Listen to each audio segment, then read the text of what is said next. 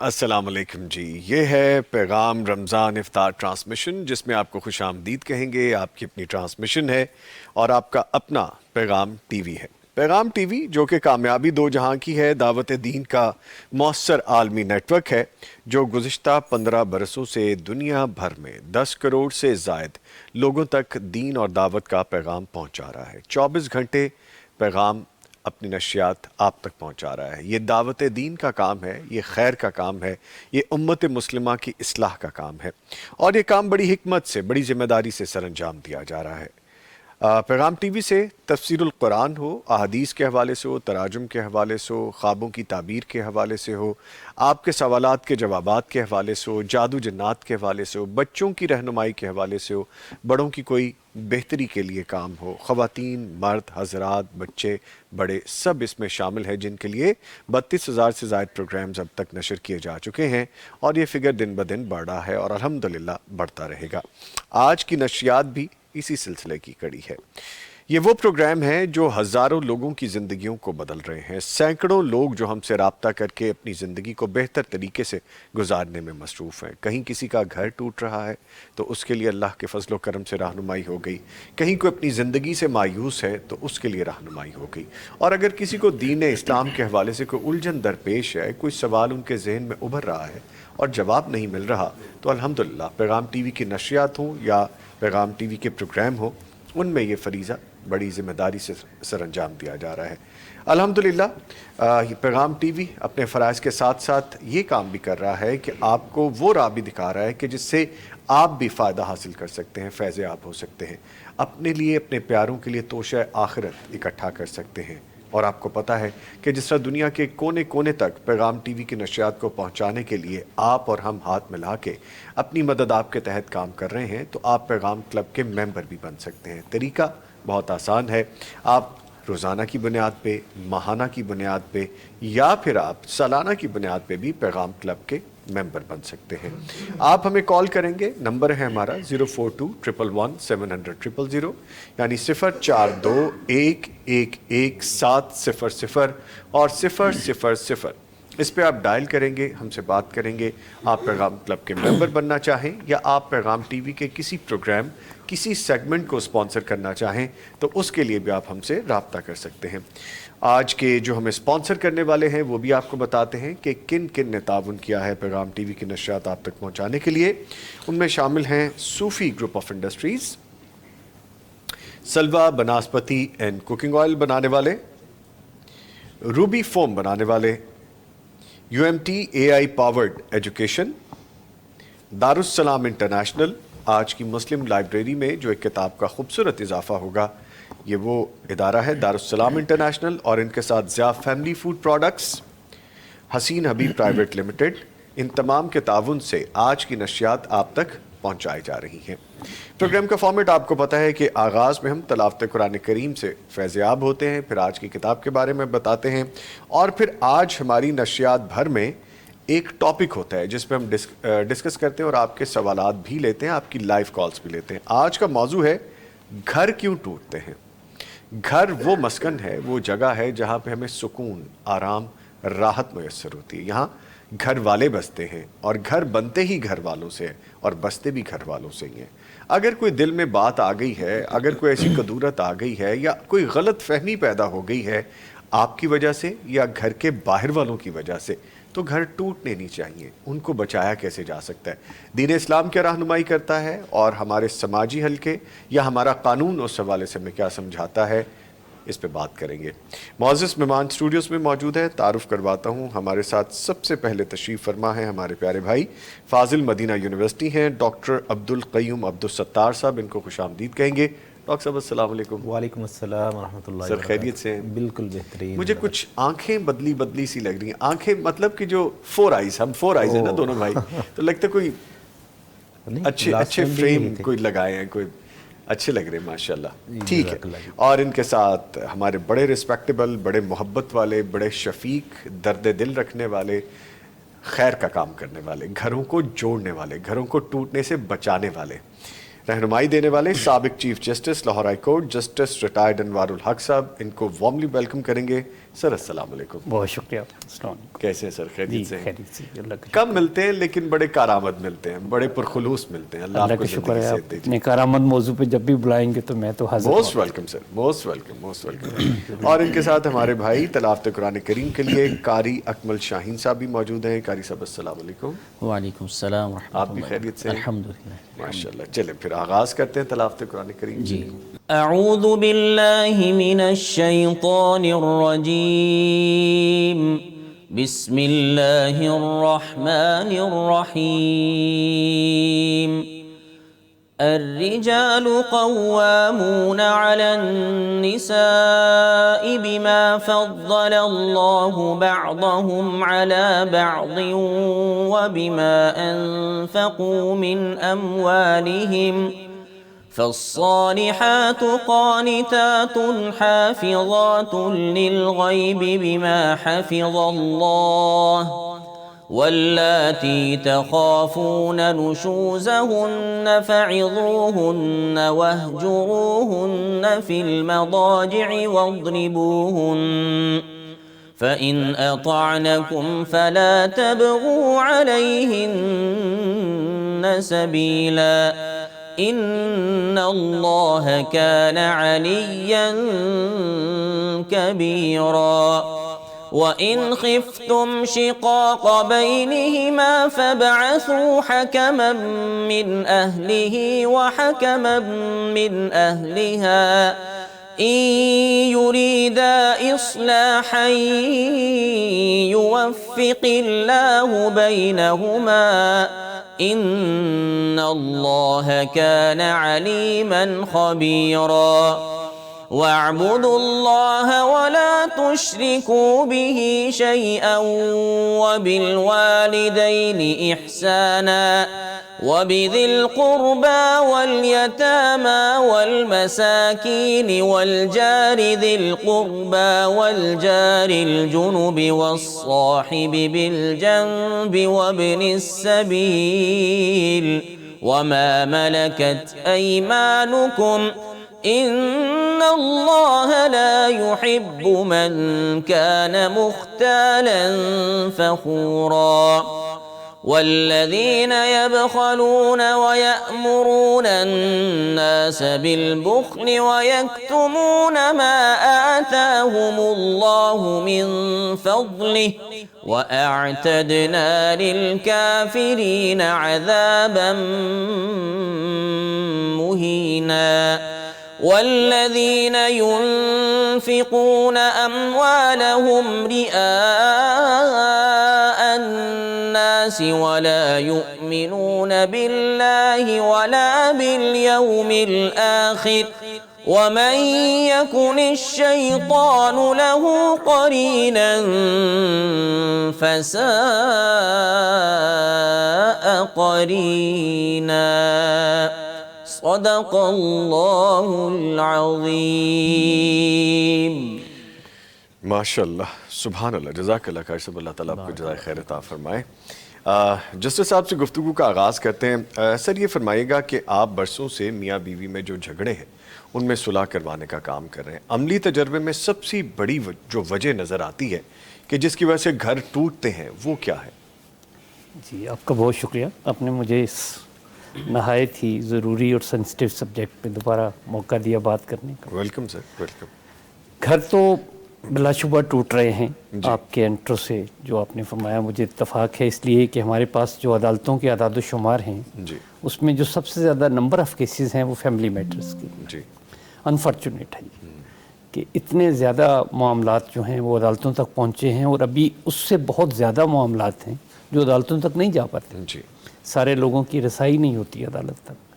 تو جو وجہ ہیں گھر ٹوٹنے کی, اس میں ایک بڑی وجہ جو میرا مسلسل ایک تھیسس ہے وہ ہے کہ انا کی وجہ سے گھر ٹوٹتے ہیں.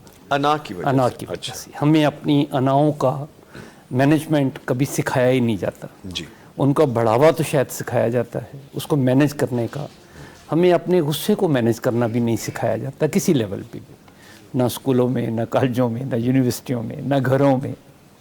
تو ایک تو یہ بنیادی وجہ ہے. دوسری ایک بہت خاص وجہ ہے جو میں آپ کے پروگرام کی وساطت سے عرض کروں گا کہ ہم نے اس ادارے کو جب ہم اس کی شروعات کرتے ہیں، جی جیسے جو ہم میں شادی شدہ ہیں ان سب کے ساتھ یہ ہوا کہ جب نکاح کا رسم ہوتی ہے تو اس میں آپ کو سارے کلمے نہ بھی آتے ہوں تو پڑھوائے جاتے ہیں، اور دنیا کا یہ واحد ایگریمنٹ میں نے دیکھا ہے اپنی 70 سال کی زندگی میں کہ جس کو کلمے پڑھ کے ہم سائن کرتے ہیں، تلاوت سے سائن کرتے ہیں. تو اس کو جو اتنا زیادہ متبرک سمجھ کے، اور ہمارے مذہب میں تو ہم گھروں میں بھی نکاح کرتے ہیں، کرسچینٹی میں تو سارے کے سارے چرچ میں جاتے ہیں، باقی بہت سے مذاہب میں ان کے جو معبد ہیں ان میں جا کے لوگ نکاح کرتے ہیں. تو یہ جو اس کی اتنی سینکٹیٹی ہے، اس کا اتنا تقدس ہے، اس کا ہمیں بالکل پھر خیال نہیں رہتا کہ ہمیں اس ایگریمنٹ کو نبھانا ہے. جہاں ہم اس ایگریمنٹ کو توڑنے پہ آتے ہیں تو بہت ہی زیادہ خطرناک صورتحال ہوتی ہے کہ ہم چھوٹی چھوٹی باتوں کو اگنور کرنے کے بجائے، ٹالریٹ کرنے کے بجائے ہم ان کو بالکل برداشت نہیں کر پاتے. ٹالرنس کی کمی بہت بڑی وجہ ہے. دن بدن سماج میں ٹالرنس کی کمی ہو رہی ہے، لوگ اپنے کنٹرول سے باہر ہو رہے ہیں. میرے تجربے میں جو بات آئی، بات شاید لمبی ہو گئی، نہیں کوئی بات نہیں، بالکل ہمارے پاس ٹائم. میرے تجربے میں یہ بات آئی کہ میں نے جتنے لوگ میرے پاس آئے صلح کرنے کے لیے، جن کے لیے میں بیٹھتا ہوں، اوپن آفر ہے، کوئی بھی آ سکتا ہے، تو ان سے میں پوچھتا ہوں کہ جب آپ لوگ میاں بیوی جھگڑا کرتے ہو جی تو کیا آپ کے درمیان جو تلخیاں ہیں آپ کے بچے سنتے ہیں؟ جی تو سارے کہتے ہیں جی سنتے ہیں، گھر میں جو رہتے ہیں. جی میں پوچھتا ہوں آپ کے ماں باپ بھی سنتے ہیں؟ وہ کہتے ہیں وہ بھی سنتے ہیں. حتیٰ کہ محلے والے بھی اکثر گھروں میں سے آوازیں آتی ہیں تو سن لیتے ہیں. ملازم سارے سن رہے ہوتے ہیں جو گھروں میں کام کرتے ہیں آپ کے ساتھ. تو میں سب سے پوچھتا ہوں کہ کیا آپ کو شرمندگی نہیں ہوتی کہ آپ کی یہ گالم گلوچ، آپ کی یہ تلخی آپ کے بچے سن رہے ہیں؟ اگر کوئی بچہ باہر سے کوئی گالی سن کے آتا ہے تو ماں باپ کو آگ لگ جاتی ہے، آگ بھگولا ہو جاتے ہیں کہ یہ کہاں سے سیکھا ہے. لیکن یہ بالکل بھول جاتے ہیں آپس میں میاں بیوی لڑتے ہوئے کہ ہم شاید اس بچے کی سیکھی ہوئی گالیوں سے بھی زیادہ تلخ گالیاں اور باتیں اپنے گھر میں آپس میں کر رہے ہیں. تو یہ جو ایک ٹالرنس کی کمی ہے اور جس میں جا کے یہ صورتحال پیدا ہوتی ہے کہ آپ سارے لوگ جو اس میں مبتلا ہوتے ہیں شرمندہ ہوتے ہیں. تو یہاں لا محالہ مجھے یہ سوال اٹھانا پڑتا ہے کہ وہ کام جس کو کر کے آپ شرمندہ ہو رہے ہیں وہ بار ریپیٹڈلی کر کیوں رہے ہیں؟ کیوں کر رہے ہیں آپ؟ کیوں کر رہے ہیں؟ جی بالکل. تو اس کا پھر جو ایک تو جواب ہے وہ یہ ہے کہ اس وقت پاکستان میں 8 کروڑ لوگ ہمارے ذہنی امراض کا شکار ہیں. یعنی ہر تیسرا بندہ تقریباً ہمارا کسی نہ کسی طرح سے کسی ذہنی الجھن کا شکار ہے. اور یہ فگر ابھی بڑھ ہے، دن بدن بڑھ رہا ہے. یہ 8 کروڑ وہ ہیں جو ابھی گورنمنٹ نے قومی اسمبلی میں بتایا ہے. لیکن اس کے علاوہ جو لوگ بارڈر لائن پہ ہیں ان کی تعداد 8 کروڑ سے تو زیادہ ہے میرے سمیت. جی ہم سارے لوگ کہیں نہ کہیں بارڈر لائن پہ بارڈر لائن پہ اپنا غصہ کنٹرول نہیں کرتے. تو یہ جو گھروں میں یہ جو آپ اپنی بریک نہیں لگا سکتے، تو پھر میں جب لوگ میرے پاس آتے ہیں اور زیادہ تر سماج کے ہر طبقے سے آتے ہیں جو بیچارے کم پڑھے لکھے ہوتے ہیں، ان کو میں کہتا ہوں کہ آپ مجھے ایک مستری سمجھیں، میں آپ کی بریک ٹھیک کرنے کے لیے بیٹھا ہوں. تو وہ بریک ٹھیک کرنے کا مطلب یہ ہے کہ اینگر مینجمنٹ ہو، ایگو مینجمنٹ ہو، اور لوگوں کو یہ کم از کم احساس دلایا جائے کہ آپ کے ساتھ مسئلہ ہے کیا. اور ایک اور مسئلہ جس کی طرف میں نشاندہی کرنا چاہتا ہوں وہ یہ ہے کہ میں نے دیکھا ہے کہ ہمارے پورے سماج میں من حیث القوم من حیث السماج پورا ہم لوگ نہ تھینک یو کہتے ہیں نہ سوری کہتے ہیں. یہ چیز ہمیں نہیں سکھائی جاتی. یہ بہت تکلیف دہ بات ہے. یورپ میں جا کے دیکھتا ہوں میں کہ کسی کی غلطی ہو نہ وہ سوری کہہ دیتا ہے. ذرا سا آپ کسی کو سہولت پہنچاتے ہیں وہ آپ کو تھینک یو کہتے ہیں. ہم یہی عمل اپنی ذاتی زندگی سے خارج کر چکے ہیں. اور پھر ایک لیول ہے کہ جہاں پہ ہم نے اپنی مذہبی زندگی سے بھی اس کو خارج کر دیا. ہم خدا کے بھی شکر گزار نہیں. جو ہے ہمارے پاس اس کو اگنور کرتے ہیں، جو نہیں ہے اس پہ اصرار کرتے ہیں اور کڑتے رہتے ہیں. اور ہم اللہ کو توبہ بھی نہیں کرتے، جس کو میں سوری کے ساتھ تشبیہ دیتا ہوں کہ ہم کہیں بھی پشیمان نہیں ہوتے، شرمندہ نہیں ہوتے. اور اس کے علاوہ بہت سی وجوہات ہیں جو آپ کے ساتھ مزید بات چیت میں آگے. ابھی ہمارے پاس وقت ہے، ہم تفصیلاً اس پہ گفتگو کریں گے. بائی دی وے بریک کے حوالے سے آپ نے مجھے ہنٹ دے دیا کہ میں بھی ایک بریک لے لیتا ہوں. بریک اچھا ہوتا ہے کبھی کبھی. بریک لیتے ہیں جی، اور جاتے جاتے ہم اپنے پیارے بھائی قاری اکمل شاہین صاحب کا شکریہ ادا کریں گے. قاری صاحب شکریہ آپ تشریف لائے. بہت شکریہ جی. ملتے ہیں بریک کے بعد. بہر تازگی یہ ایمان دیتا ہے یہ ماہ رمضان، پیغام قرآن۔ بہر تازگی یہ ایمان دیتا ہے یہ ماہ رمضان، پیغام قرآن۔ آئیے آج کی کتاب کے بارے میں آپ کو بتاتے ہیں۔ دیکھیں کتنی خوبصورت کتاب ہے، پرنٹنگ، اس کا سر ورک، اس کا ٹائٹل بہت اٹریکٹیو، بہت خوبصورت۔ اور یہ آج کی کتاب ہے تجلیات نبوت، سیرت مطہرہ کی روشن کرنوں سے منور اسوہ حسنہ کا خوبصورت تذکرہ ہے اس کتاب میں، اور سیرت مبارکہ کو اسلامی تعلیمات میں بہت اہمیت حاصل ہے۔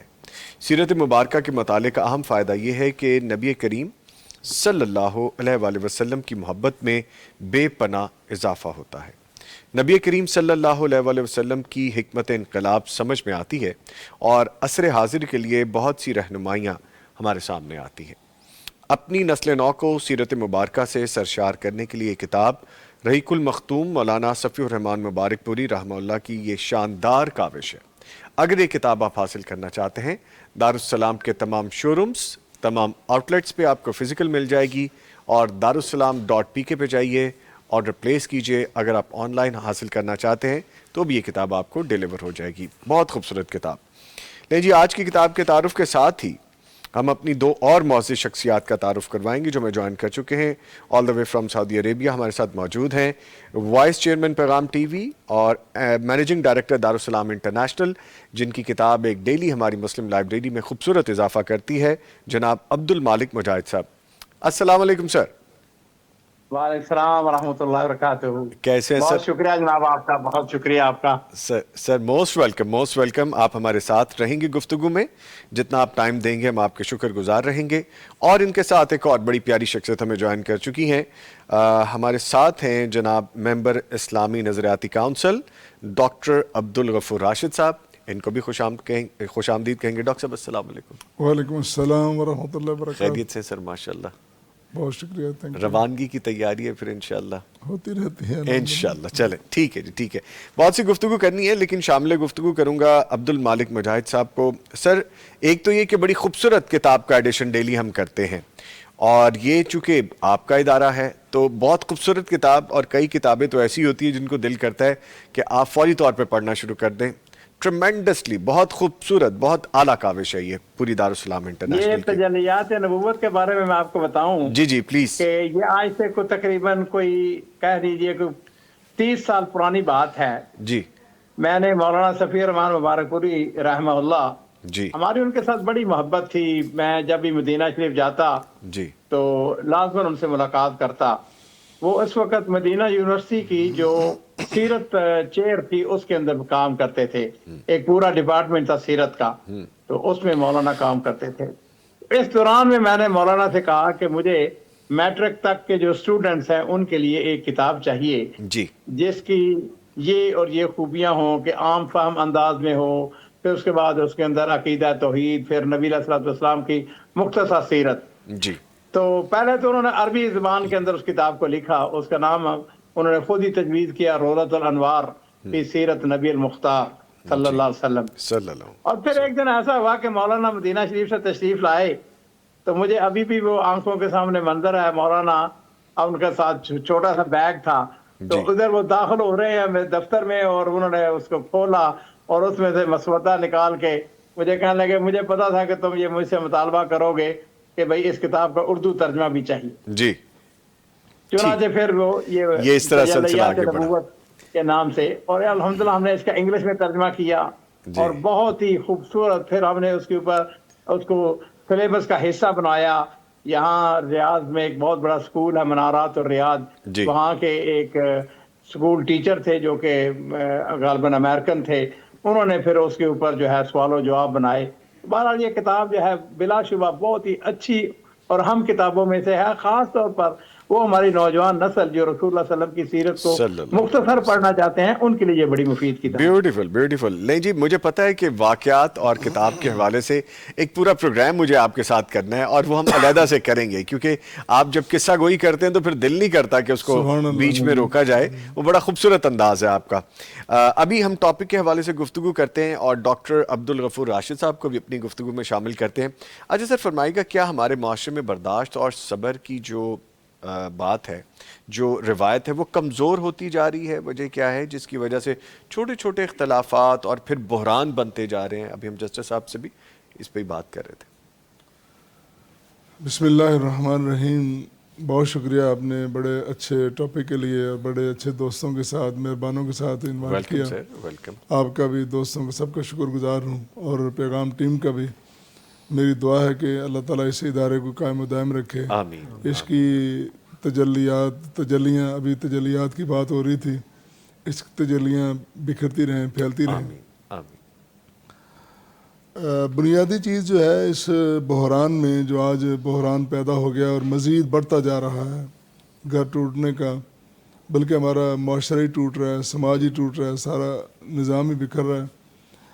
इसमें वो जो एक बहुत बुनियादी अंसर है एहतराम का, जी, अदब का जी, और वो भी मरातब और मनाजिल के एतबार से जी, कि नबी करीम सल्लल्लाहु अलैहि वसल्लम ने माशरे को बनाने के लिए एक बेहतरीन जो आपने एडवाइस फरमाई है कि अनज़िलिन नास अला मनाजिलिहिम, हर बंदे का उसके मर्तबे के मुताबिक एहतराम किया जाना चाहिए। बच्चा है तो उसको वो प्रोटोकॉल मिले, लड़कपन है तो वो मिले, जवान हो गया वो मिले, बड़ा हो गया वो मिले।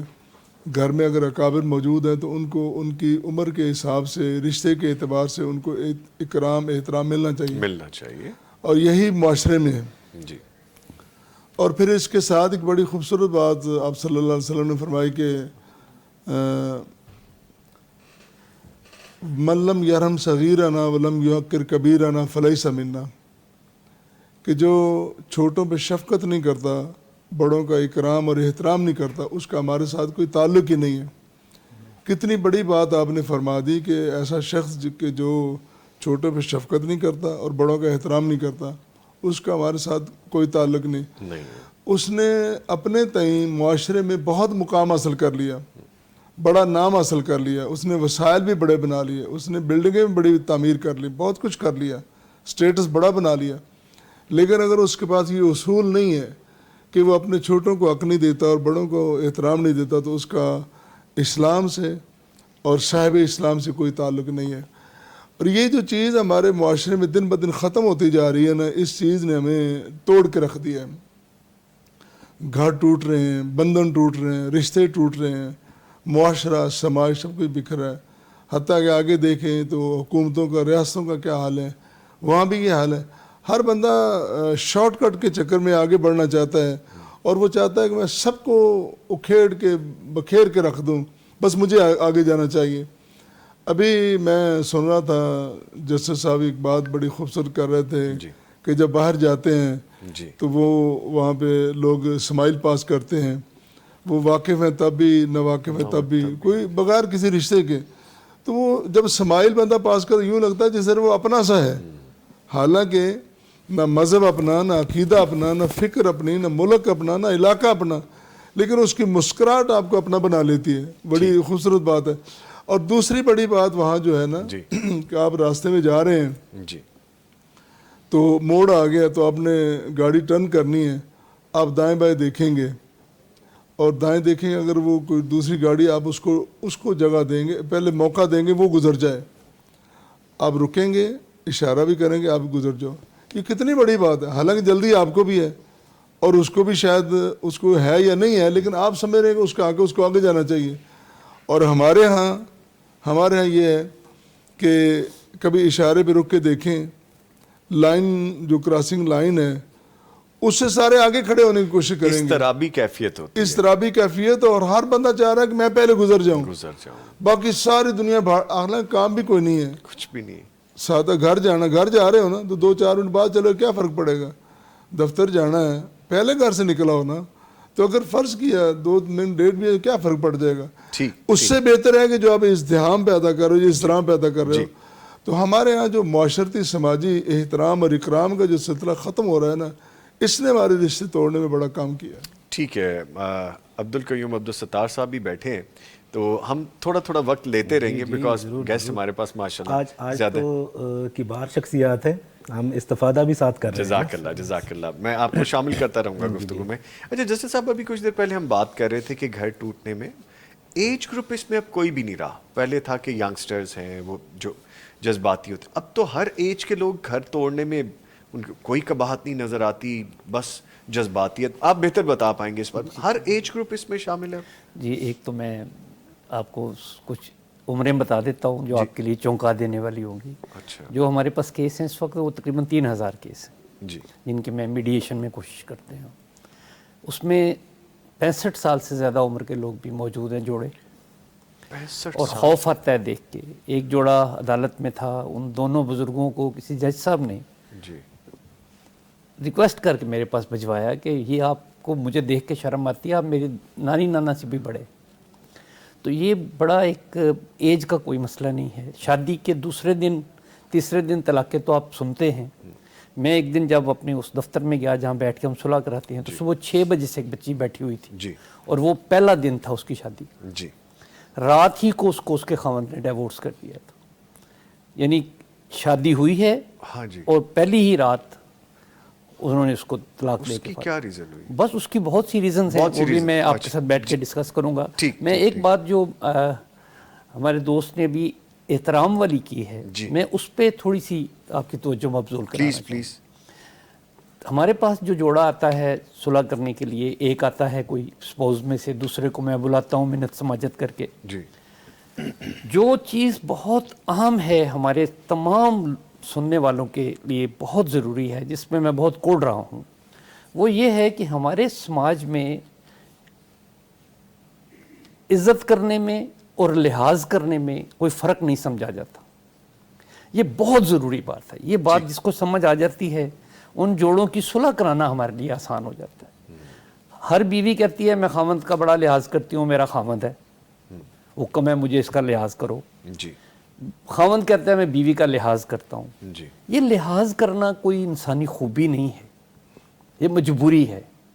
میں جج تھا، عدالت میں بیٹھتا تھا، چیف جسٹس تھا، ہر آنے والا میرا بظاہر احترام کرتا تھا لیکن انفیکٹ وہ لحاظ کرتا تھا. اچھا کسی کو میرا نہیں پتہ ہوتا تھا کہ میں اندر سے کیسا آدمی ہوں، میں کوئی عزت کے قابل ہوں بھی کہ نہیں ہوں، خدا نخواستہ. لیکن ہر آدمی مجبور ہے. آپ کسی تھانے میں چلے جائیں، آپ ایس ایچ او کے ساتھ الجھیں گے نہیں، لحاظ ہی کریں گے اس کا، جانتے بھی ہوں گے کہ برا ہے. ہمیں لحاظ کو چھوڑنا ہے اس رشتے میں، خاص طور پر ہمیں عزت کرنی. عزت کرنی. اگر ہمیں عزت اور لحاظ کا فرق ہی نہیں پتہ ہوگا جی تو ہم پھر کیسے ایک دوسرے کی عزت کریں گے. ٹھیک. اگر ایک جج، میں اپنی ہر تقریر میں جب میں جج تھا ہر جگہ یہ کہتا تھا اپنے ساتھیوں سے کہ یہ جو لوگ ہمیں لگتا ہے ہماری عزت کر رہے ہیں یہ ہمارا لحاظ کرتے ہیں. اگر ہم لحاظ کو عزت تصور کریں گے تو عزت والے کام چھوڑ دیں گے، کیونکہ اتنا زیادہ لحاظ کرتے ہیں لوگ. آپ خاص طور پہ عدالت کا جو ماحول ہے سارا، تو لوگوں کو لگتا ہے بڑی عزت ہو رہی ہے میری. یہ عزت اور لحاظ کا فرق سمجھنا. فرق. ٹھیک ٹھیک.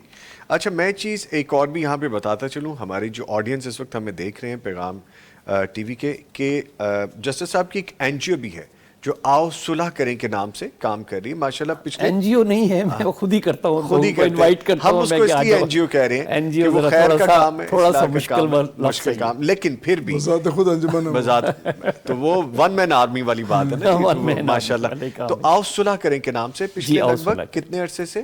یہ پچھلے 6 سال سے 6 سال سے کام کر رہے ہیں. تو ہمیں جو دیکھ رہے ہیں سن رہے، کسی کو کوئی الجھن ہے، کسی کو کوئی پریشانی ہے، کہیں نظر آ رہا ہے کہ گھر ٹوٹتا ہوا نظر آ رہا ہے، گھر بس نہیں رہا، آپ ہمیں کال کر سکتے ہیں. اور جسٹس صاحب موجود ہیں، ڈاکٹر عبدالغفور راشد صاحب موجود ہیں، سعودی عربیہ سے ہمیں عبد المالک مجاہد صاحب جوائن کر چکے ہیں، اب ڈاکٹر عبدالقیوم ہمارے ساتھ موجود ہیں. آپ ہمیں کال کیجئے، لائیو کال کریں. جس طرح آپ کو یاد ہوگا، ہمارے دیکھنے سننے والے جانتے ہیں کہ بہت سی ایسی مثالیں موجود ہیں کہ ہم رات کے ہمارے پروگرام میں جو سوال جواب کا سیشن ہوتا ہے، کچھ لوگ سوسائڈ اٹیمپٹ تک چلے گئے تھے اور گفتگو کرنے سے، ہم سے بات کرنے سے، مفتیان کرام سے، ہمارے ایکسپرٹ جو معزز مہمان موجود ہوتے ہیں ان کی رائے سے، سمجھانے کی وجہ سے وہ الجھن دور ہوئی اور زندگیوں کی واپس طرف لوٹ آئے۔ ایسی بہت سے لوگ ہیں جنہوں نے کال کیا اور کہا کہ ہم ڈیورس تک پہنچ چکے ہیں، خواتین و حضرات ہمیں کال کر چکے ہیں، اور جب گفتگو کی تو بات بیچ میں سے کچھ بھی نہیں نکلی، صرف سمجھنے کی بات تھی، کوئی نوٹ ایسی تھی جو کھل نہیں رہی تھی۔ تو آپ اس نوٹ کو کھولنے کے لیے ہم سے رابطہ کیجئے، گھر بسے ہیں، بسیں گے، ہم کوشش کر سکتے ہیں، جیسا صاحب کوشش کر رہے ہیں، ہمارے معزز مہمان سمجھا دیں گے، کوئی اتنی پرابلم کی بات نہیں ہے، ہم پرابلم کریٹ بڑی کر لیتے ہیں۔ تو آپ ہمیں کال کریں، ہمارا نمبر ہے 042-111-700-000، یعنی 042-111-700 اور 000 پہ ڈائل کیجئے، ابھی لائیو ہم سے بات کیجئے، اللہ تعالیٰ نے چاہا تو مشکلات حل ہو جائیں گی، ٹھیک ہو جائیں گے معاملات۔ اچھا، مولانا عبد المالک مجاہد صاحب کی جانب چلتے ہیں، ہماری گفتگو سن رہے ہیں۔ اچھا سر، یہ فرمائیے گا، سیرت نبوی صلی اللہ علیہ وآلہ وسلم میں گھریلو زندگی کے کون سے واقعات ہمیں صبر، برداشت اور محبت کا سبق دیتے ہیں؟ بسم اللہ الرحمن الرحیم۔ نظامی صاحب، یہ موضوع بلا شبہ بہت ہی اچھا ہے، اور میں سمجھتا ہوں کہ میاں بیوی کے جو تعلقات ہیں آپس میں، وہ اس کو مزید خوشگوار بنانے میں اور زیادہ بہترین رول ادا کرتے ہیں۔ اور میرے ماں باپ قربان ہوں، نبی کریم صلی اللہ علیہ وسلم کی ساری سیرت ہمارے لیے بہترین نمونہ ہے، اور اس میں ہمیں ایسے بہت سارے واقعات پتہ چلتا ہے۔ ام المومنین حضرت عائشہ رضی اللہ تعالی عنہا، نبی کریم صلی اللہ علیہ وسلم ان کے ساتھ بے حد محبت کرتے تھے۔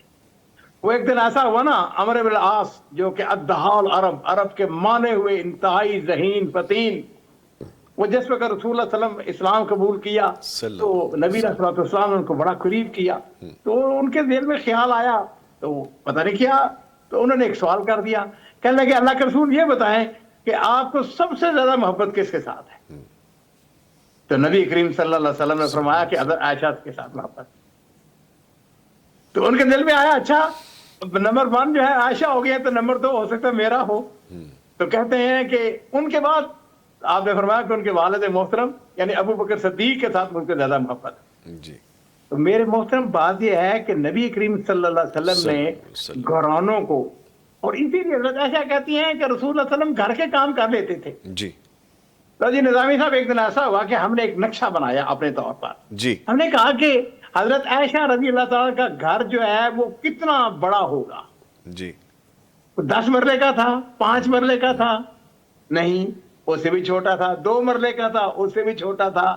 1 مرلے کا ایک چھوٹا تھا ایک کمرہ تھا، اس کے پیچھے چھوٹا سا ایک سین تھا جس میں ایک چارپائی تھی۔ اس کے باوجود ہم پڑھتے ہیں کہ نبی صلی اللہ علیہ وسلم گھر کی صفائی کر لیتے تھے، اب بکری کا دودھ دھو لیتے تھے، کپڑوں کو پیبند لگا لیتے تھے۔ حالانکہ حضرت عائشہ جو تھی بالکل ینگ تھی، چھوٹے سے کمرے کو صفائی کرنا۔ اس کا جو جواب سیرت نگاروں نے دیا ہے وہ یہ ہے کہ یہ نبی کریم صلی اللہ علیہ وسلم کی اپنے اہل و عیال کے ساتھ غایت درجہ کی محبت اور ان کے ساتھ احترام کا رشتہ تھا کہ نبی علیہ الصلوۃ والسلام گھر کے کام کر لیتے تھے۔ یہ وہ علاقات، یہ تعلقات، یہ محبت، یہ پیار، یہ وہ چیزیں ہیں جو کہ گھروں کو جوڑتی ہیں، توڑتی نہیں ہیں۔ میں نے آج آپ کو ایک بڑا خوبصورت واقعہ سنانا ہے جو کہ کچھ 2 مہینے پہلے میرے دفتر میں پیش آیا۔ جی پلیز سنائیے۔ ہمارے ہاں تو ابھی بات ہو رہی تھی، محترم عبد الغفور راشد صاحب بات کر رہے تھے عدم برداشت کی، اور جناب جسٹس صاحب فرما رہے تھے ذرا سی بات کے اوپر۔ لو جی، واہ یوں عزیزو، عام طور پر مردوں کا جو ٹاپک ہے نا، خاص طور عربوں کے ہاں، تو دوسری شادی کا کہ دوسری شادی کرنی ہے، کریں یا نہ کریں ایک علیحدہ بات ہے، بارہ جب ان کو موقع ملتا ہے وہ کر بھی لیتے ہیں۔ خیر، عربوں کی بلکہ دوسری نہیں، تیسری چوتھی کی بات کریں۔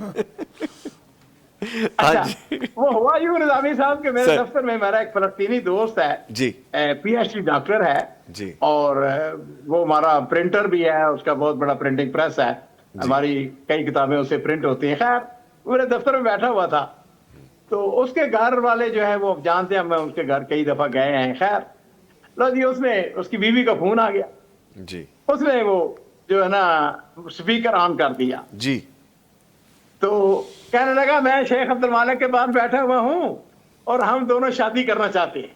اچھا، تمہاری اس بارے میں کیا رائے ہے؟ लो जी, मैं अपने रवायती अंदाज में सोच रहा था और उसकी बीवी, आपको ताज्जुब होगा, उसने दुआएं देने शुरू कर दी। उसने कहा अल्लाह शेख अब्दुल मालिक को, अल्लाह तुम्हें दस्तूर, अल्लाह तुम्हें बेहतरीन रिश्ता दे, अल्लाह तुम्हें बेहतरीन शादियां अल्लाह करवाए। अकबर, हौसला। अल्लाह अकबर। अच्छा हम दोनों हैरान, मैं हैरान, यानी मैं मुस्कुरा रहा हूँ जी और वो दुआएं के ऊपर वाकयातन यानी संजीदगी के साथ। जी आपको पता अहले ज़बान है जी। तो बड़ी जबरदस्त वो दुआएं दे रही है। जी तो खैर वो चूंकि स्पीकर ऑन था, वो मुझे खातून जानती थी, तो मैंने कहा बीबी ऐसी कोई बात नहीं है। उसने कहा नहीं, अगर तुम्हें मिलती है तो करो, जरूर करो। अल्लाह अकबर, अल्लाह अकबर। बात ये है कि जी इस किस्म की जो ख्वातीन है वो घरों को जोड़ती हैं। जोड़ती हैं, ठीक ठीक, अब क्रक्स मैं ये था सोचने पूरी में स्टोरी मजबूर में। है कि मैंने कहा खुदा न खास्ता अगर हमारे माशरे की औरत होती तो वो क्या कहती। अच्छा ये अब्दुल राशिद साहब से पूछें। मौलाना साहब साथ कह रहे हैं खुदा ना खास्ता।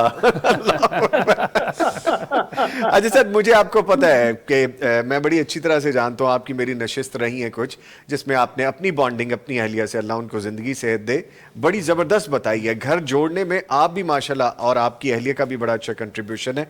हम उससे इंस्पिरेशन लेंगे, मैं आपकी तरफ दोबारा आऊँगा। अच्छा जस्टिस साहब, जिस तरह अभी हम बात कर रहे थे, कोई एज ग्रुप इसमें नहीं रहा, यंगस्टर्स हों, बड़ी एज के हों, कोई आपको। अच्छा एक कॉलर है, आपकी इजाजत से पहले मैं ले लूं, फिर दोबारा आऊंगा आपकी तरफ। जी एक कॉलर है जी, अस्सलाम वालेकुम।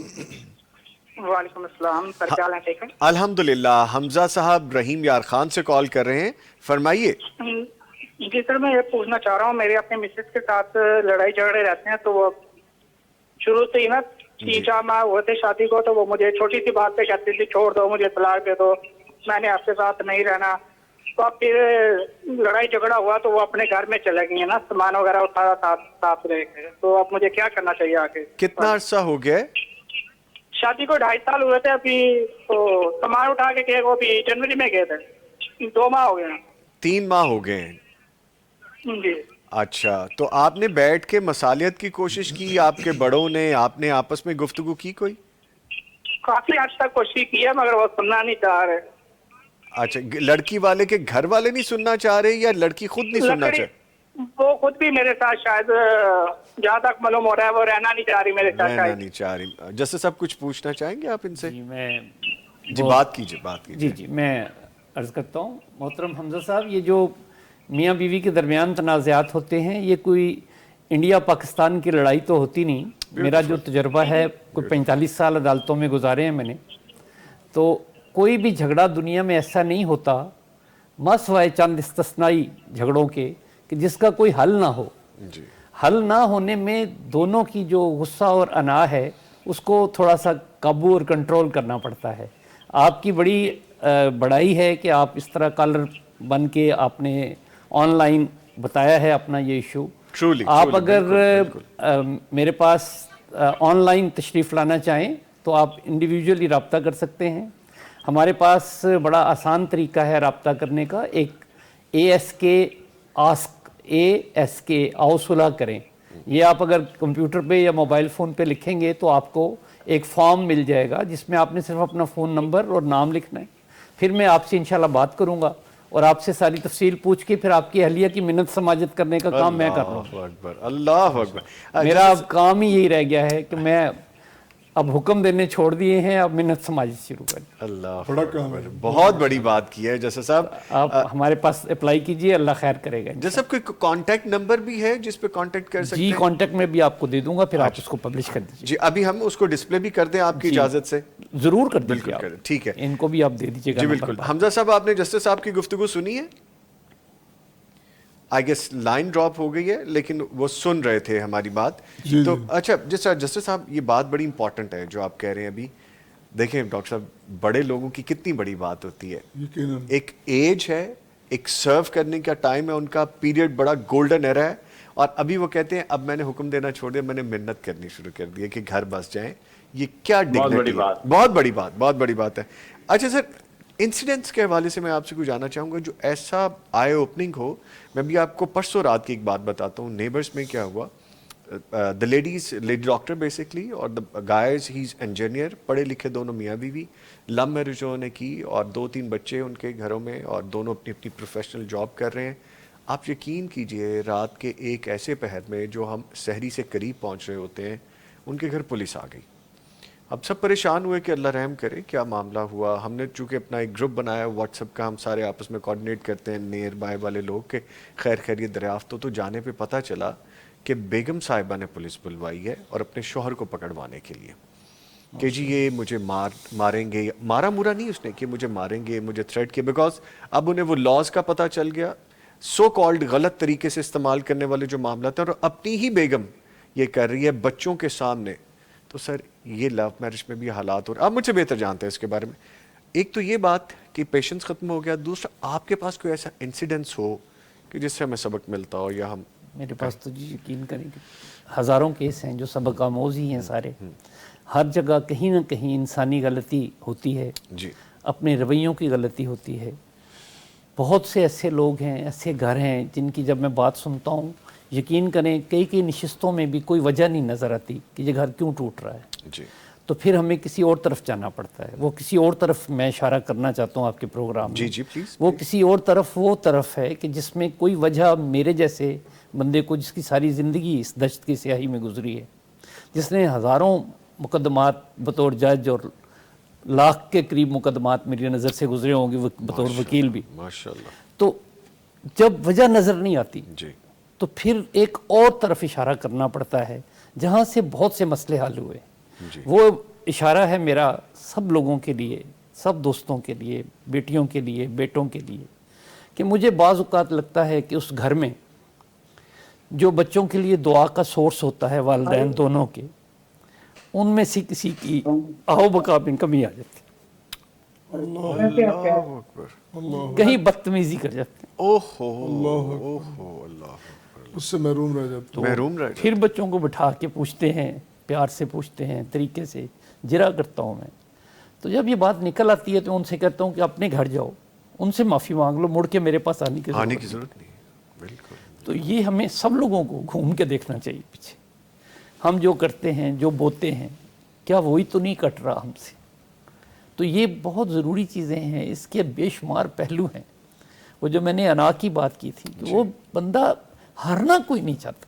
ہارنا نہیں, بالکل. میں عدالت میں بیٹھتا تھا, میں کہتا تھا میرے بچیوں آپ کا کیس ہے ہی نہیں, آپ غلط کر رہے ہیں. بعض وکلا کو کہنا پڑتا تھا کہ آپ نے اپنی پروفیشنل ذمہ داری پوری کر دی, کوئی لڑائی جھگڑا نہیں ہے, بس کوئی اس ہارنا میں نہیں قانونی چاہتا. بات ہے, آپ کے حق میں نہیں ہو سکتا فیصلہ. کوئی ہارنا نہیں چاہتا, ہر بندہ جیتنا چاہتا ہے.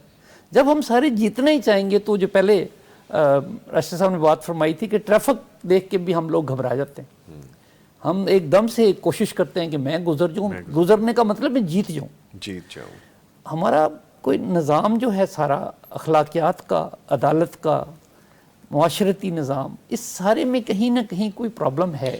جیسے سب سوری میں آپ کی بات ہو چک رہا ہوں, لیکن آپ مجھے اپنی گفتگو میں چیزیں اتنی دے رہے ہیں میری مجبوری بن جاتی ہے. جی ضرور. مجھے یاد ہے ہماری ایک نشست میں آپ نے ایک ایسا انسیڈنس بتایا تھا کہ گھر کے بڑے بھی اکثر گھر کے ٹوٹنے کی وجہ بن جاتے ہیں کہ مجھے میری بہو نے یہ کہا تھا یا مجھے میرے داماد نے یہ نہیں پوچھا تو اب میں گھر بسنے نہیں دوں گا. کچھ ایسے معاملات جی بہت سے ہیں. میں اس کی تھوڑی سی اور وضاحت کر دیتا ہوں اسی بات کی. دیکھیے ہمارے ہاں اگر ہمارے گھر کے پنکھے میں سے, اے سی میں سے, ریفریجریٹر میں سے یا گاڑی میں سے کوئی ایسی آواز آئے جو پہلے نہیں آتی تھی, تھوڑی دیر پہلے نہیں آ رہی تھی, اچانک آئی, ہم فوری طور پہ اٹھ کے پنکھا بند کریں گے, اے سی بند کریں گے, گاڑی کو کھڑا کر دیں گے ایک سائڈ پہ, اور پھر ہم کیا کریں گے, ہم کسی مستری کو بلائیں گے. ہم میں سے کوئی پی ایچ ڈی بھی کر جائے, ہم میں سے جو لوگ بیٹھے ہیں, ہم اپنے فریج نہیں ٹھیک کر سکتے, اے سی نہیں ٹھیک کر سکتے, گاڑیاں نہیں ٹھیک کر سکتے. تو ہم کسی ایسے آدمی کے پاس جائیں گے جو ہم سے بہت کم پڑھا لکھا بھی ہوگا لیکن ہنر مند ہوگا, اس کو اس کام کی جانچ ہوگی. ہم وہ مستری تلاش کریں گے کہ جو اس کام کو جانتا ہو. اب ہمارے ہاں یہ آوازیں سارے والدین کو آتی ہیں گھر میں سے, بچوں کے کمروں میں سے ایسی آوازیں آتی ہیں جو اس گھر کا خاصہ نہیں تھی, جو کبھی ان لوگوں نے نہیں سنی تھی. ان آوازوں کو دبانا یا ان آوازوں کو اگنور کرنا یہ بہت بڑا مسئلہ ہے. یہ سیریس پرابلم ہے. میرے پاس اتنی تکلیف دہ صورتحال ہے کہ جب میں پیرنٹس کو کال کرتا ہوں کہ آپ تشریف لائیں, آپ کے بچے بیٹھے ہیں میرے پاس, ان کا جھگڑا ہے, میں آپ سے بات کرنا چاہتا ہوں, ماں باپ معذرت کرتے ہیں کہ ہم بچوں کے معاملے میں نہیں آتے. اگر ماں باپ بھی نہیں صلح کرائیں گے, وہ بیچارے اوائڈ کریں گے، اپنے آپ کو بچائیں گے، اپنی عزت بچائیں گے، تو ان بد نصیبوں کا کیا بنے گا؟ کون صلح کرائے گا؟ آپ سڑک سے گزر رہے ہیں، لوگ لڑ رہے ہیں آپس میں، ہم جا کے بالکل مداخلت نہیں کرتے، اپنی عزت بچا کے بندہ پاس سے گزر جاتا ہے، وہ تو کسی حد تک شاید ٹھیک ہوگی بات۔ گھر کے اندر جو لڑائی جھگڑا ہے اس میں والدین میرے ساتھ کوآپریٹ کرنے کے لیے تیار نہیں تھے، میں اکیلا ان بچوں کے ساتھ جھگڑ رہا ہوتا ہوں، والدین کو پھر بھی میں لازمی بلاتا ہوں کہ وہ تشریف لائیں۔ انسیڈنٹس اس طرح کے اتنے ہوئے ہیں۔ ایک بزرگ میرے پاس بیٹھے ہوئے تھے تو ان کو میں نے بلایا اس لیے کہ اب صلح ہوگی بچوں کی، تو میرا ایک طریقہ ہے کہ میں جب صلح ہو جاتی ہے ایفرٹس کر کے، اللہ میاں کامیابی دیتا ہے جب، تو میں باقاعدہ بچوں کی پھر دوبارہ سے ایک رخصتی جیسی سچویشن بناتا ہوں، ان کو پھول دے کے رخصت کرتا ہوں۔ تو میں نے اس سے پہلے ضروری ہوتا ہے کہ جس بیٹی نے اگر جانا ہے اپنے سسرال واپس تو دونوں اس کے سسرال والے آئیں، اس کی ساس بھی آئیں، اس کے سسر بھی اگر حیات ہیں تو تشریف لائیں، تو وہ تو ایک ضروری ہم نے رکھا ہو۔ ایک کیس میں میں نے ایک صاحب کو بلایا تو میں نے ان سے کہا جی کہ آپ کے بچوں کی میں نے صلح کرا دیا، آپ کو مبارک ہو۔ تو انہوں نے کہا جی کرا دیا آپ نے، میں نے تو آپ کو نہیں کہا تھا صلح کرائیں۔ میں نے کہا آپ کے بیٹے کی صلح ہوئی ہے، آپ کے 2 بچے ہیں ان کے آگے، اور میں تو سمجھتا ہوں میں نے کوئی اچھا کام کیا آپ کے لیے۔ انہوں نے کہا نہیں جی یہ میں تو ٹھیک ہے، میرا بیٹا ایسا ہی ہے، اس کو تو نہیں صلح کرنی چاہیے تھی اگر غیرت مند ہوتا۔ اب میں سامنے بیٹھا ہوں اور وہ صلح کے بعد عدالت میں 1 سال کا چکر لگانے کے بعد میرے ساتھ یہ بات ہو رہی۔ یہ میں اس لیے یہاں بیان کر رہا ہوں کھل کے تاکہ لوگوں کو سمجھ آئے کہ ہم گھروں میں کرتے کیا ہے۔ وہ جو آپ نے فرمایا نا کہ انسیڈنٹس کیا ہوتے ہیں، خرابی کیسے بڑھتی ہے، تو وہ میں نے ان سے کہا، میں نے کہا اب باقی لوگوں سے کہ آپ باہر جائیں، میں ان سے اکیلے میں بات کرنا چاہوں۔ تو میں تھوڑا سا ان کے ساتھ ناراض بھی ہوا، اپنی عمر کا فائدہ اٹھاتا ہوں، تو بعض اوقات لوگوں سے بات ہوتی ہے تو میری بات سن لیتے ہیں۔ تو انہوں نے کہا جی میرے چہرے کی طرف دیکھیں۔ میں نے کہا جی میں دیکھ رہا ہوں، آپ کے چہرے کی طرف دیکھ کے بات کر رہا ہوں۔ کہنے لگے نہیں یہ دیکھیں میں اس طرح کا نہیں تھا جو میرا چہرہ آپ دیکھ رہے ہیں۔ میری اس بہو نے میرے دوست کے سامنے میں نے سے کہا کہ میرے لیے چائے بنا دو، تو اس نے وہ چائے یا کافی کا کپ میرے منہ پہ پھینک دیا تھا، میرا منہ جل گیا تھا، مجھے بڑی مشکل سے میری آنکھیں بچی ہیں۔ تو اب وہ جو بچی تھی یہ بات ساری میرے سامنے نوٹس میں نہیں آئی۔ اب وہ نہ ان بزرگوں نے کہی، انہوں نے بیٹھے بٹھائے ان دونوں کے درمیان فاصلہ اور بڑھا دیا، پھر دوبارہ سے ایفرٹ کرنا پڑی، اور پھر پہلی دفعہ وہ میرا آج سے 4 سال پہلے کی شاید یہ بات ہے، دوبارہ سے مجھے یہ کرنا پڑا کہ میں نے ایک نیا فارم فل کروایا، ایک نئی شروعات کی کہ سسر کی اور بہو کی صلح کریں۔ اس بچی کو جب سمجھایا اس نے خیر مان لی اپنی غلطی کو، اور جب غلطی بندہ مان لیتا ہے، نظامی صاحب جس نے غلطی مانی ہے اس کی صلح میں 5 منٹ نہیں لگتے، جو بلیم کرتا ہے اس کی صلح نہیں ہوتی، دیر لگ جاتی۔ ٹھیک ایسے بہت سے واقعات ہوں گے جو ابھی تو جیسے صاحب نے ایک بتایا، ہمیں ابھی بہت سی گفتگو کرنی ہے کیونکہ 2 ایسی شخصیات موجود ہیں کہ جن کے پاس ایسی چیزیں میں چاہ رہا ہوں زیادہ سے زیادہ ان سے لے لیں، تو ڈاکٹر صاحب مجھے تھوڑا ایکسکیوز کر دیجیے گا، آپ میرے ساتھ ہی رہیں گے، بلکہ آپ ہمارے ساتھ ہیں یقیناً۔ اچھا مولانا عبد المالک مجاہد صاحب، ایک تو وہ بات جو ابھی ہم کر رہے تھے کہ ماشاءاللہ آپ کی بانڈنگ بڑی زبردست ہے، ایک مثال ایسی ہے، آپ نے ایک روٹین ایسی رکھی ہوئی ہے کہ گھر کے کوئی بھی معاملات ہوتے ہیں آپ واک کرتے ہوئے آپس میں دونوں ڈسکس کر لیتے ہیں، ایک دوسرے کے ساتھ چیزیں شیئر کرتے ہیں، بچوں کے حوالے سے ہوں، کسی پریشانی کے حوالے سے ہوں، آپ ایک دوسرے کو وہ کوالٹی ٹائم دیتے ہیں جو آج کل میں خود بھی اس میں اپنے آپ کو شامل کروں گا کہ ہم نہیں دے پا رہے ہوتے، تو فرمائیے گا پلیز۔ اور بڑی بات ہے یہ تحسین بھی کرتے ہیں، ان کی تحسین کرتے ہیں، بالکل یہ تھینک یو بات اصل میں عام طور پر ہمارے معاشرے کے اندر یہ ہوتا ہے کہ ہم اپنی بیگمات کی تعریف کرنا اپنی توہین سمجھتے ہیں، وہ تھوڑی بہت جو ہے نا پنجابی والی یا کوئی جٹوں والی بات یا راجپوتوں والی بات اور فلانا ہے جی۔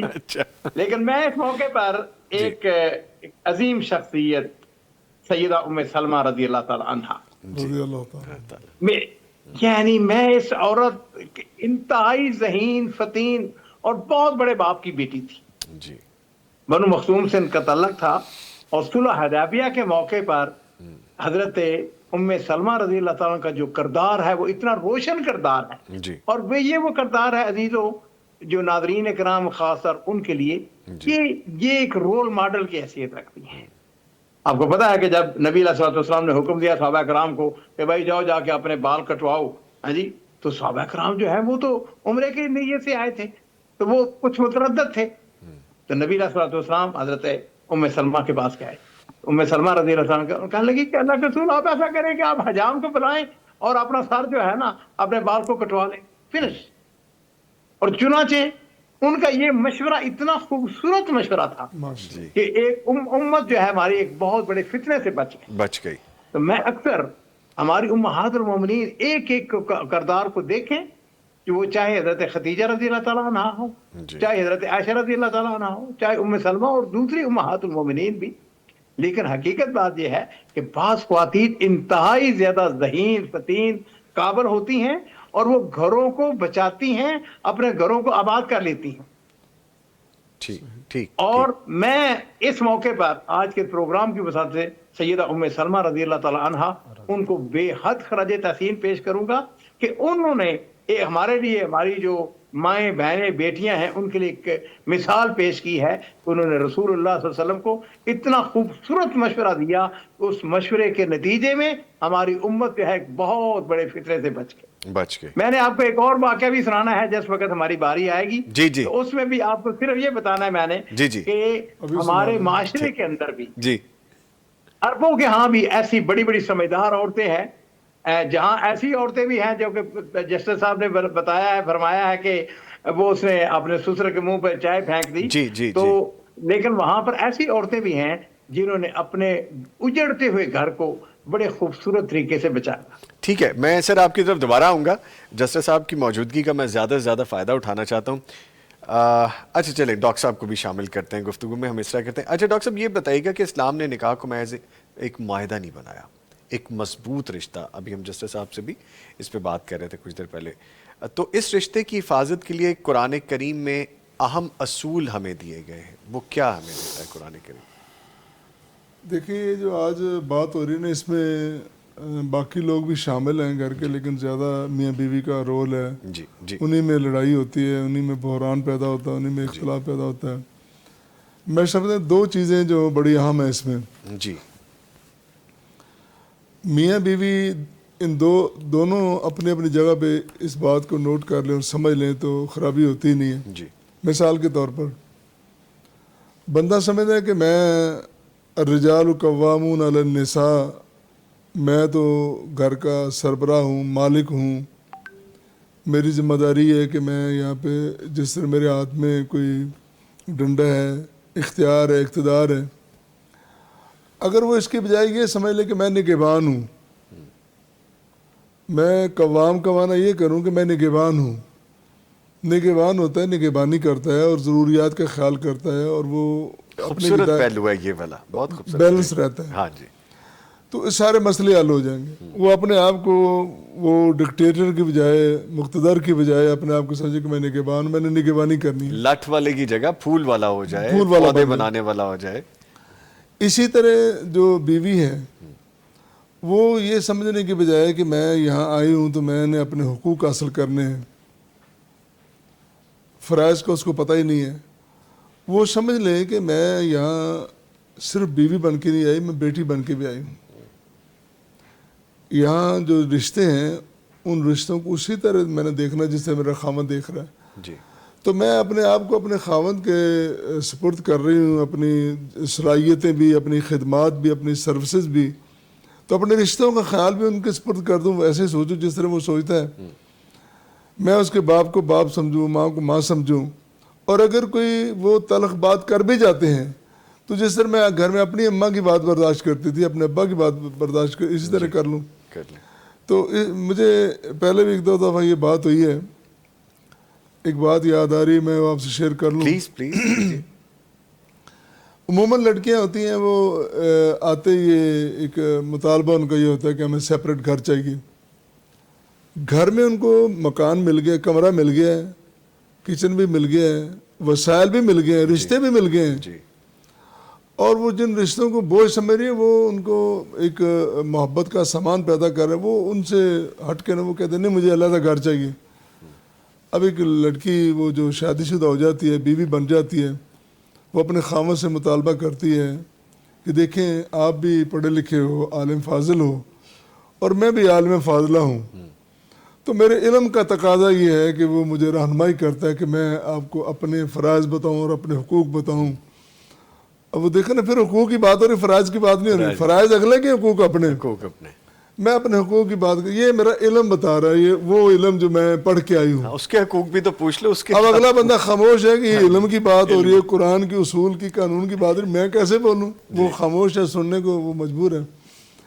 اب علم یہ کہتا ہے کہ میں پابند نہیں کہ آپ کے والدین کی خدمت کروں، میں پابند نہیں کہ آپ کے رشتہ داروں کی خدمت کروں، اور میرا حق ہے کہ آپ مجھے علیحدہ گھر لے کے دیں، علیحدہ مکان لے کے دیں، میں علیحدہ رہوں گی. ڈاکٹر صاحب کی بات پہ اب وہ بندہ پریشان ہو گیا کہ میں کیا کروں. اب وہ پریشانی میں وہ میرے جیسے بندے کے جسد صاحب جس طرح بیٹھے ہیں، مولانا مجاہد صاحب بیٹھے ہیں، ڈاکٹر عبدالقیوم صاحب، میرے جیسا کیوں نہیں آپ میں بھی اس میں فائنلی آپ کی طرف آ رہا ہوں. آپ تو فائنل ہے نا، تو آپ کی طرف کسی سیانے بندے کی طرف جب وہ آتا ہے تو وہ کہتا ہے ہم یہ سیدھا سال ہے، اس کو جا کے بتاؤ اور یہ مسئلہ حل ہو جائے گا. اب حل کیا بتایا؟ وہ عالم فاضل خامند کہتا ہے عالمہ فاضلہ بیوی کو، جی میں نے آپ کے علم کو مانا، فضل کو مانا، آپ کے حقوق کو تسلیم کر لیا، بالکل میں ایسے ہی کروں گا جیسے کر رہی ہوں. اب صورتحال یہ ہے کہ میں آپ کو علیحدہ مکان لے کے دے رہا ہوں، اب بالکل وہاں رہو گی، کوئی آپ کے ساتھ مداخلت نہیں کرے گا، کوئی آپ کو تنگ نہیں کرے گا. تو والدین میرے ہیں، میں ان کے لیے علیحدہ انتظام کر رہا ہوں، میں دوسری شادی کر رہا ہوں، تو میں جو میری دوسری بیوی آئے گی وہ میرے والدین کی خدمت کرے گی، خدمت کر لے گی. تو آپ کو کوئی بوجھ آپ کو محسوس نہیں ہوگا. اب وہ سنتے کہتی ہیں آپ تو ناراض ہی ہو گئے، یہ کوئی بات ہے؟ ہم مل بیٹھ کے طے کر لیتے ہیں. لیکن ہر مسئلے کا حل موجود ہے. تو اگر خامند اپنے آپ کو ڈکٹیٹر سمجھنے کی بجائے محب اور محبت کرنے والا بنا لے اور سمجھے کہ یہ جو اپنا گھر بار چھوڑ کے آئی ہے، کتنی دور اتنے سارے رشتے ناطے نئے بنانے ہیں، اس کو میں نے جگہ دینی ہے، اس کو میں نے عزت دینی ہے، مقام دینا ہے.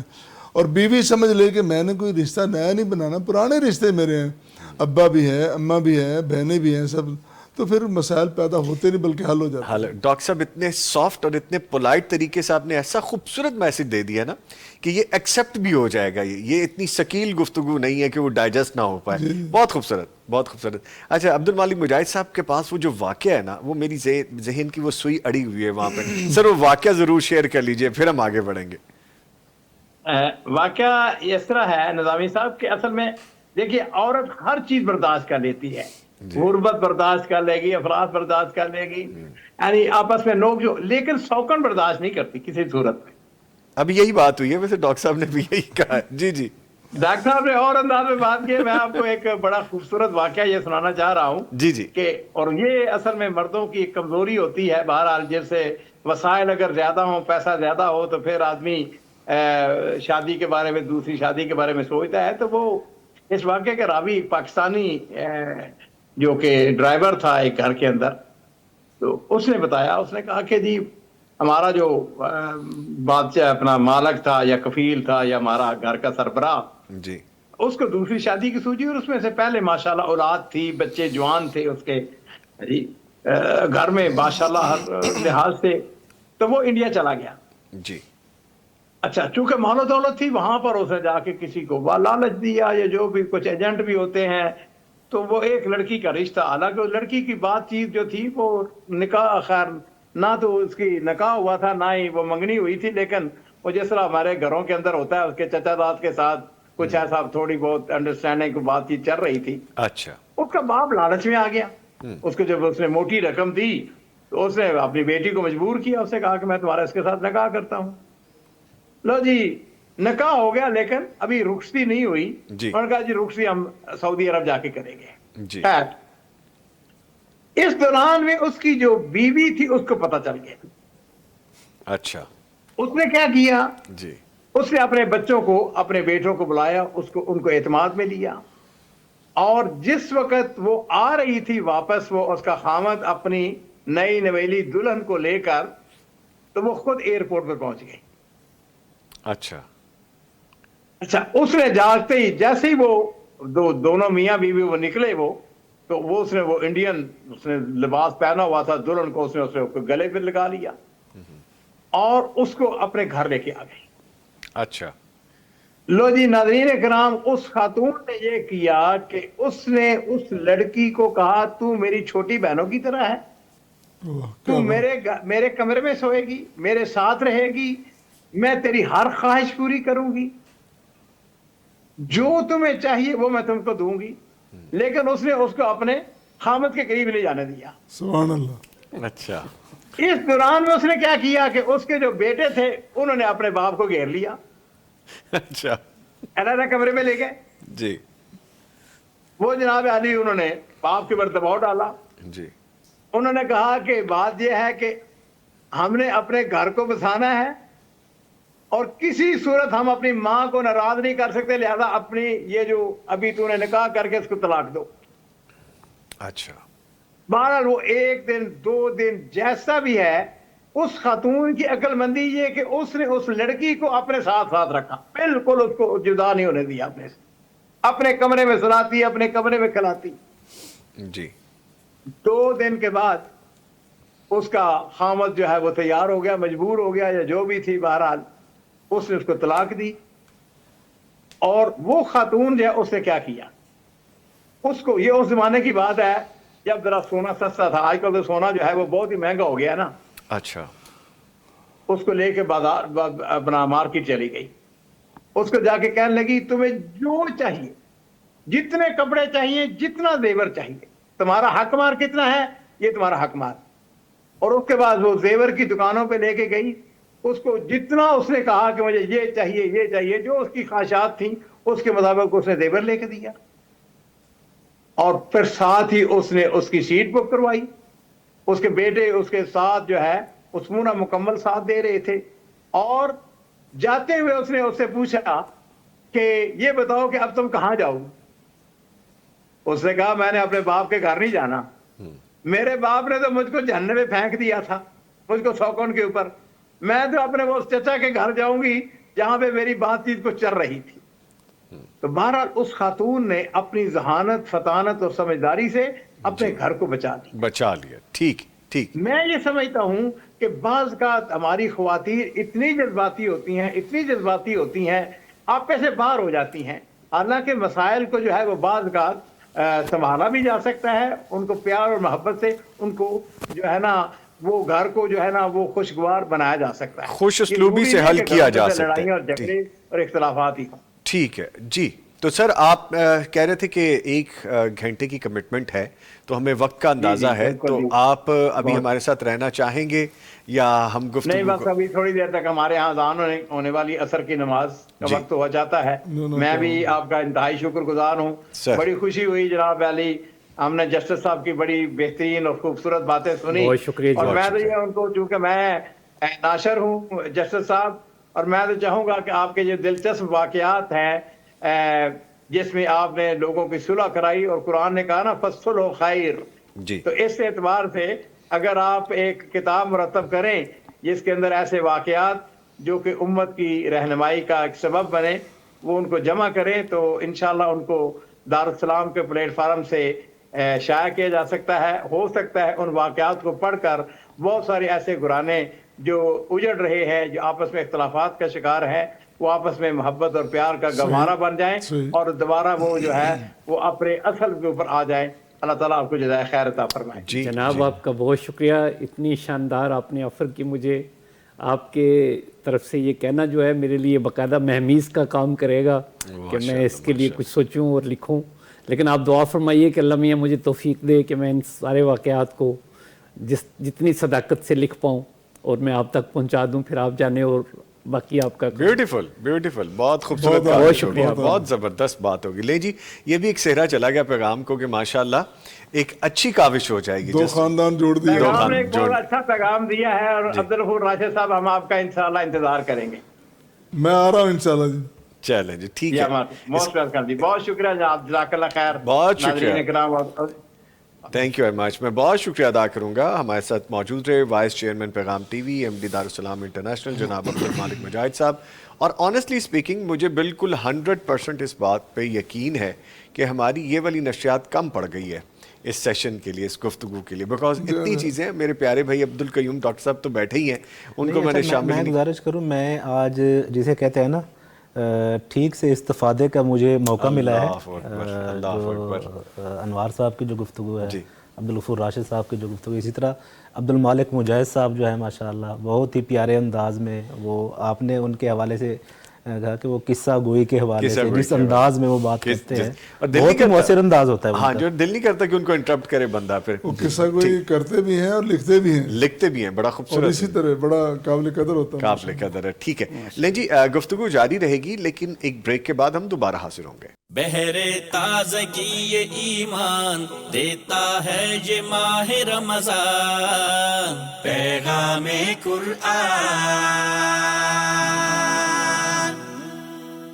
بہرے تازگی یہ ایمان دیتا ہے یہ ماہ رمضان، پیغام قرآن.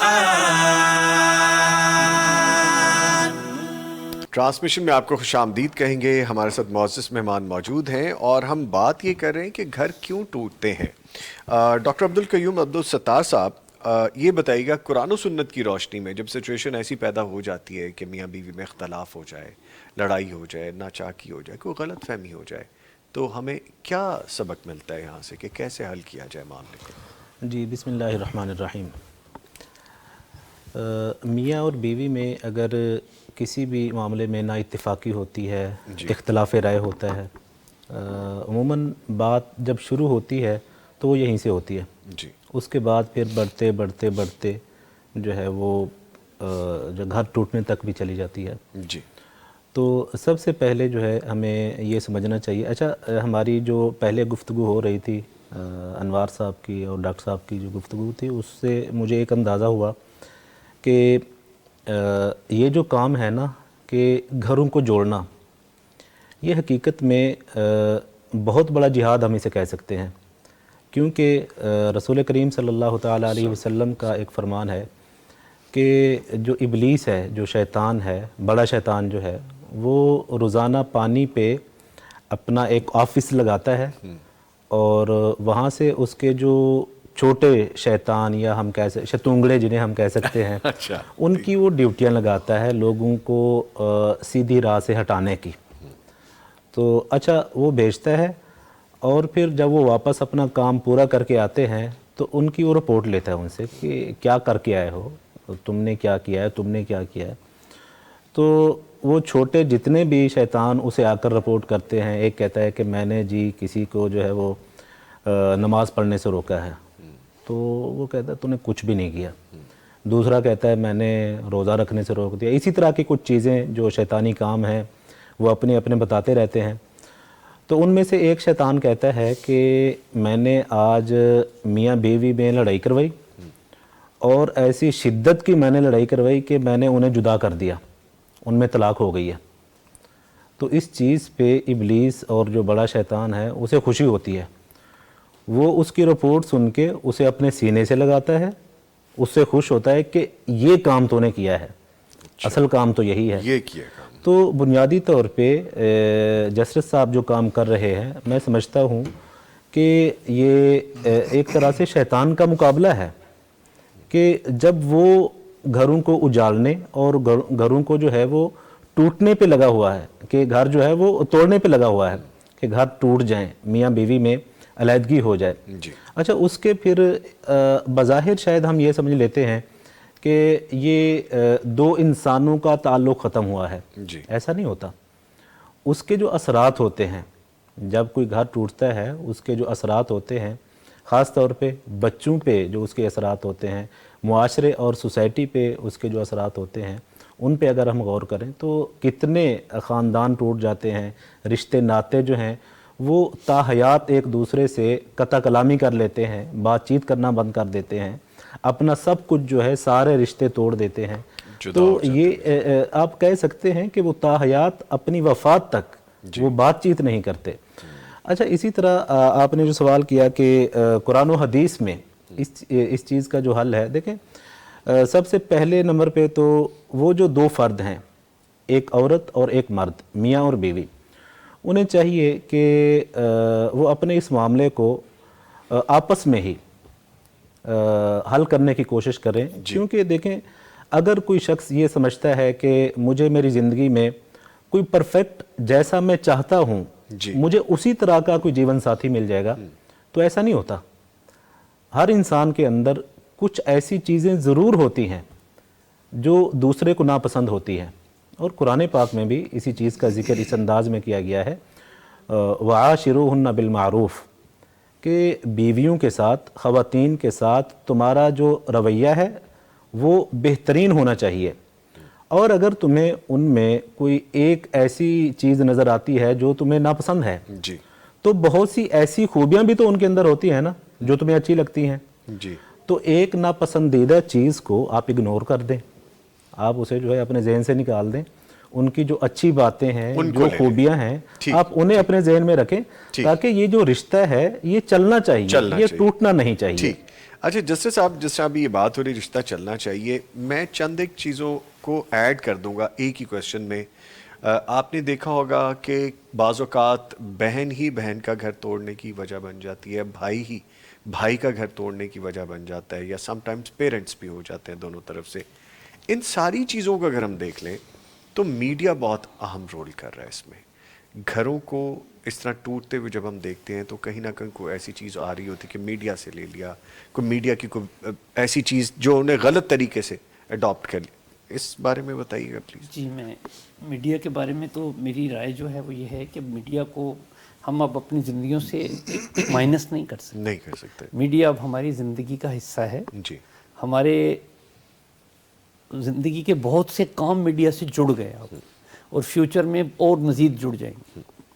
लेकिन आप और मैं और हम सब और हम में से वो लोग सुनने वाले जो बहुत ज़्यादा हमसे तजर्बा रखते हैं ज़िंदगी का या नई तजर्बा रखते हैं, सबका एक तजर्बा कामन है कि अगर आंधी आ जाए और आपको निकलना पड़े बाहर तो आप ऐनक लगा लेते हैं। जी, कुछ ना कुछ करेंगे उसका। आप कुछ करेंगे। जी अगर आपको सर्दी लगेगी तो लिहाफ ओढ़ लेंगे। उड़ेंगे। लेकिन ये जो असरात हैं मनफी मीडिया के, इसको अगर हम अपनी खुराक ही समझ लें कि वो हमारी ज़रूरी खुराक का जुज़ बन गया, जी खाना पीना है हमारा, तो इसमें वो एहतियात तो हमें करनी है कि मैदा ख़राब ना करे।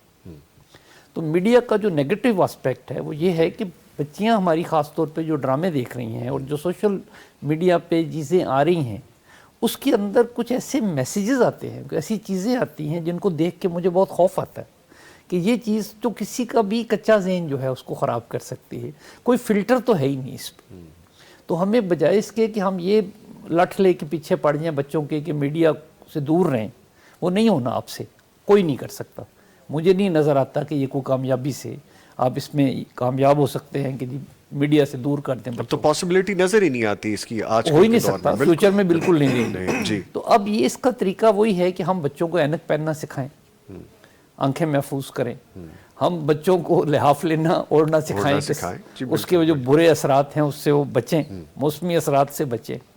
तो ये जो मीडिया है इसका जो पॉजिटिव पहलू है वो ये है कि हम इस मौजू पे खुल के बात कर रहे हैं। जी ये वो मौजू है, मेरे पास जो लोग आते हैं 3000 केस हैं तो 6000 लोग हैं मियाँ बीवी और 4 उनके पेरेंट्स हैं।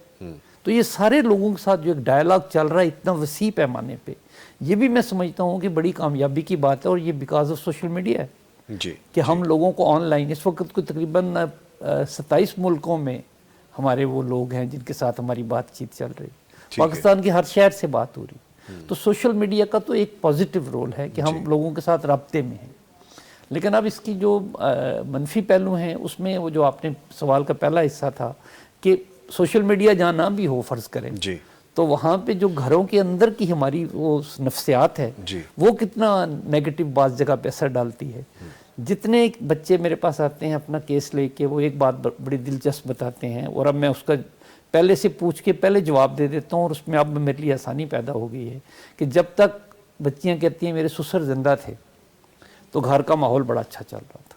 अच्छा, कोई मसला नहीं था मेरे लिए। अच्छा, जब से ससुर फौत हुए लड़ाई पड़ गई। इसकी वजह है सिर्फ और सिर्फ बेवा माँ का अदम तहफ़्फ़ुज़। हर बहू को सोचना है, हमारी हर बेटी को ये इस बात का अंडरस्टैंड करना है कि मेरी ये जो सास हैं ये बेवा हो गई, इसका सारा सहारा मेरा ख़ामंद है जी, इसका सारा पूरे का पूरा जो ज़िंदगी जुड़ गई है अब इस एक बेटे से जुड़ गई। तो अगर उसको ये खौफ हो कि ये मेरी बहू ले उड़ेगी इसे, تو وہ بیچاری تو عدم تحفظ کا شکار ہے. یہ بھی ایک ایسپیکٹ. اور اس کے ساتھ دوسرا پہلو, کوئی بہن خدا نخواستہ بیوہ ہو کے یا مطلقہ ہو کے گھر آتی, اس گھر میں یہ بہت بڑا پرابلم ہو جاتا ہے. یا شادی نہیں ہوئی اس کی, یا شادی نہیں ہوئی, لیٹ شادیاں ہوتی ہیں. تو یہ جو پہلو ہے ہماری زندگیوں کا, ہم بیٹیوں کو امپاور نہیں کرتے. جو بیٹی خدا نخواستہ کا گھر ٹوٹ جاتا ہے, اس کی جاب کوئی نہیں سوچتا, اس کا بزنس کوئی نہیں سوچتا, اس کی اگلی شادی کے لیے نہیں سوچا جاتا, اور وہ خود بھی نہیں سوچتی بعض بچیاں. تو ہمیں چاہیے کہ معاشرے کے طور پہ ہم ایسے والنٹیئرز جو ہیں ان کو انکریج کریں کہ جو اس طرح کی شادیاں جو ہیں وہ کریں, ان بچیوں کو اپنے اپنے گھروں میں آبادی کا موقع دیں جہاں وہ دوبارہ سے جا کے نئی زندگی شروع کریں, نہ کہ اسی گھر میں اپنے بھائی کے ساتھ اور اپنی بھابھی کے ساتھ الجھتی رہیں اور وہ بیچارے آپس میں ہی ان عدم تحفظات کا شکار ہو کے اپنے گھر کو خراب کریں. ٹھیک ہے, ٹھیک ہے.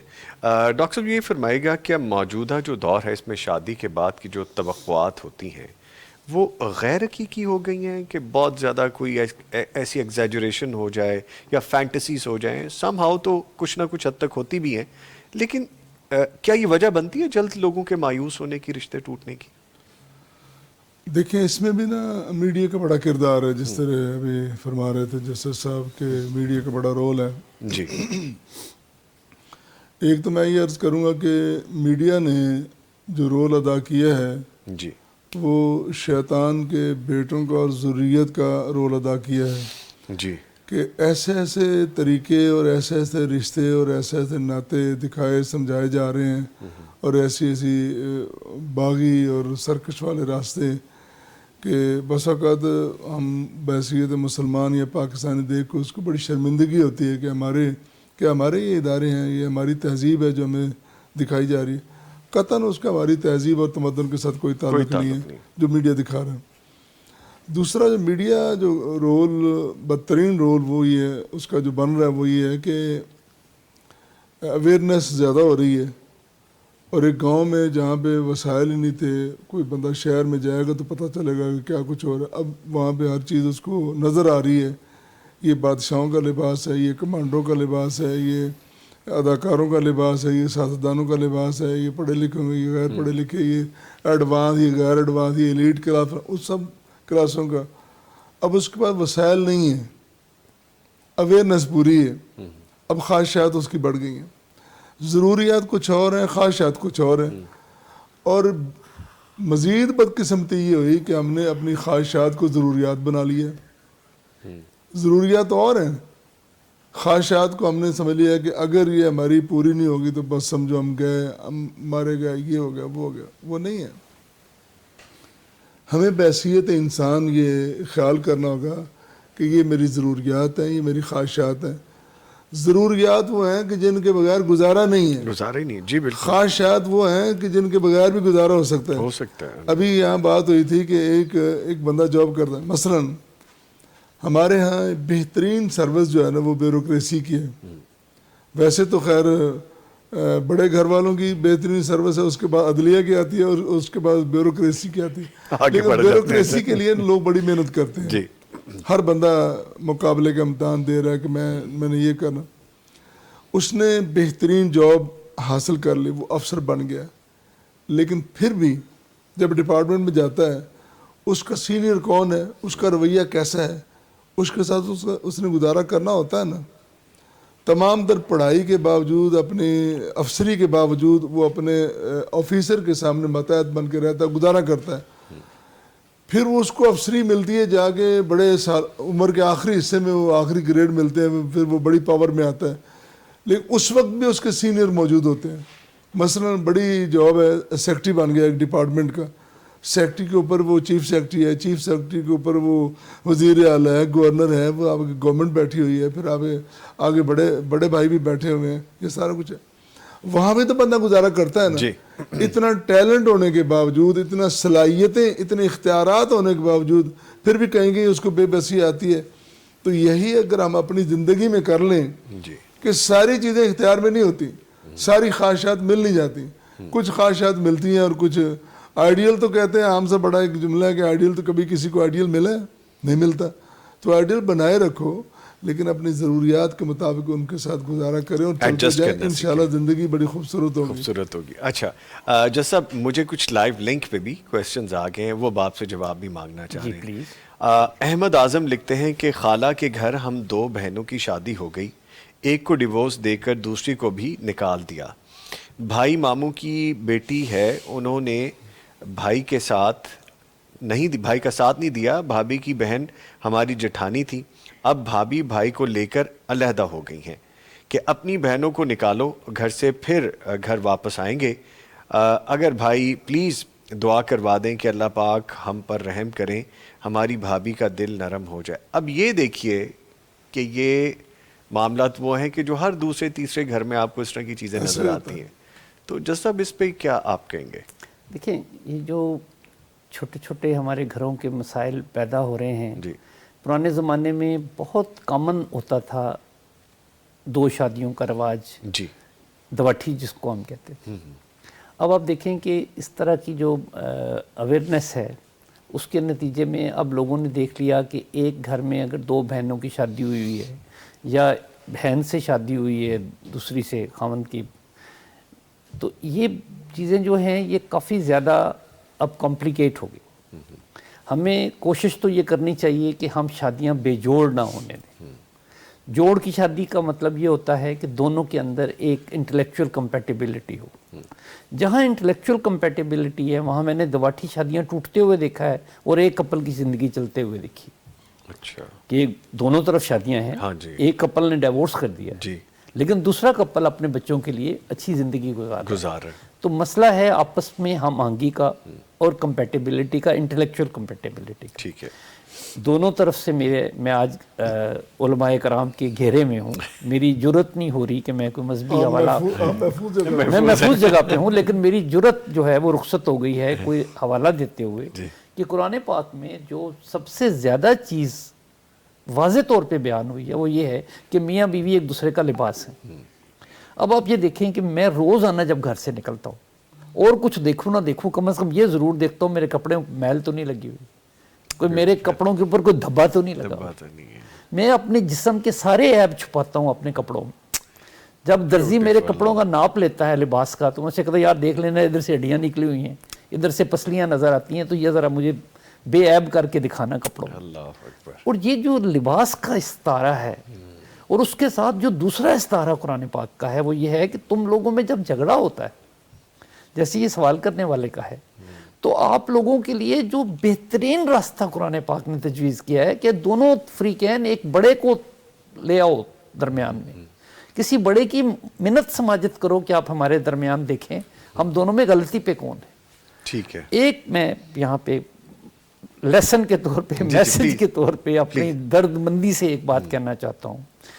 ہر آنے والا جوڑا جو ہمارے پاس آتا ہے جس کو ہم مکالمے کی دعوت دیتے ہیں, آپس میں ڈائلاگ نہیں ہے میاں بیوی کا, مکالمہ نہیں ہے, گفتگو نہیں ہے, یہ ہر لیول پہ نہیں ہے. ڈاکٹر اور وکیل کی آپ دیکھ لیں زندگیاں, ان کے اپنے کلائنٹ کے ساتھ, اپنے پیشنٹ کے ساتھ مکالمہ کوئی نہیں رہا, 2 منٹ نہیں لگاتے فارغ کر دیتے ہیں آپ. استاد کا شاگرد کے ساتھ مکالمہ نہیں رہا, مکالمہ کم ہے, لیکن میاں بیوی کا مکالمہ تو ازحد ضروری ہے. ضروری ہے. اب مکالمے کے لیے یہاں جو میں میسج دینا چاہ رہا ہوں وہ یہ ہے کہ یہ مکالمہ کرنا کہ میرے پاس جو آتے ہیں لوگ کہ ہم دونوں میں سے کون ٹھیک ہے, جیسا آپ فیصلہ کر, ان کو جب میں اس بات پہ قائل کر لیتا ہوں, تھوڑی دیر لگتی ہے مجھے. اب جو سننے والے ہیں وہ اس سے فائدہ اٹھائیں, وہ خود اس بات کو ابھی سمجھ لیں. جب ان کو یہ سمجھ آتی ہے کہ مکالمے کا یہ ہرگز مطلب نہیں ہے کہ ہم میں سے کون ٹھیک ہے, مکالمے کا میں ان کو بتاتا ہوں مطلب یہ ہے کہ بات کیا ٹھیک ہے, سنیں ایک دوسرے کو, نہیں نہ سنیں بے شک. اچھا, مکالمے کا خلاصہ یہ ہے کہ ٹھیک کیا ہے. ہم سوچتے ہیں مجھ میں اور اس میں ٹھیک کون, وہ تو ڈیبیٹ ہے, میں ٹھیک ہوں, جھگڑا ہے, اس کو تو دنیا کی کوئی طاقت ختم نہیں کرا سکتی. تو دونوں کو چپ کرانا ہوتا ہے مجھے. پہلے دن پہلی میٹنگ میں جو بھی آتے ہیں لوگ سن رہے ہوں گے کئی, میں کہتا ہوں پہلے آپ ہی میرے ساتھ یہ طے کر لو کہ مجھے آپ دعوت دے رہے ہو اگر کچھ مدد کرنے کی تو میں یہ بتاؤں آپ کو کہ صحیح کیا ہے, آپ نے اکٹھے رہنا ہے نہیں رہنا ہے, آپ کی یہ پرابلم ہے, یہ کیوں ہے, یہ کیوں ہے, تو میں آپ کو صحیح ڈھونڈ کے دوں, نہ کہ میں یہ بتاؤں آپ میں سے کہ دونوں میں سے ٹھیک کون ہے. اس مکالمے کا فائدہ ہی کون نہیں, یہ بیکار مکالمہ ہے. ہر میاں بیوی یہی کر رہے ہیں, ہر ساس سسر یہی طے کر رہا ہے میری بیٹی ٹھیک ہے, میرا بیٹا ٹھیک ہے. آپ نے یہ بڑی خوبصورت بات کی ہے کہ ٹھیک کون ہے, میں ٹھیک ہوں یا یہ ٹھیک ہے, یہ مکالمہ نہیں ہے, یہ نہیں ہے. ہونا یہ چاہیے کہ اصل میں ٹھیک کیا ہے, ٹھیک کیا ہے, حقیقت کیا ہے, حقیقت کیا ہے, ہونا کیا چاہیے اور ہم کر کیا رہے ہیں.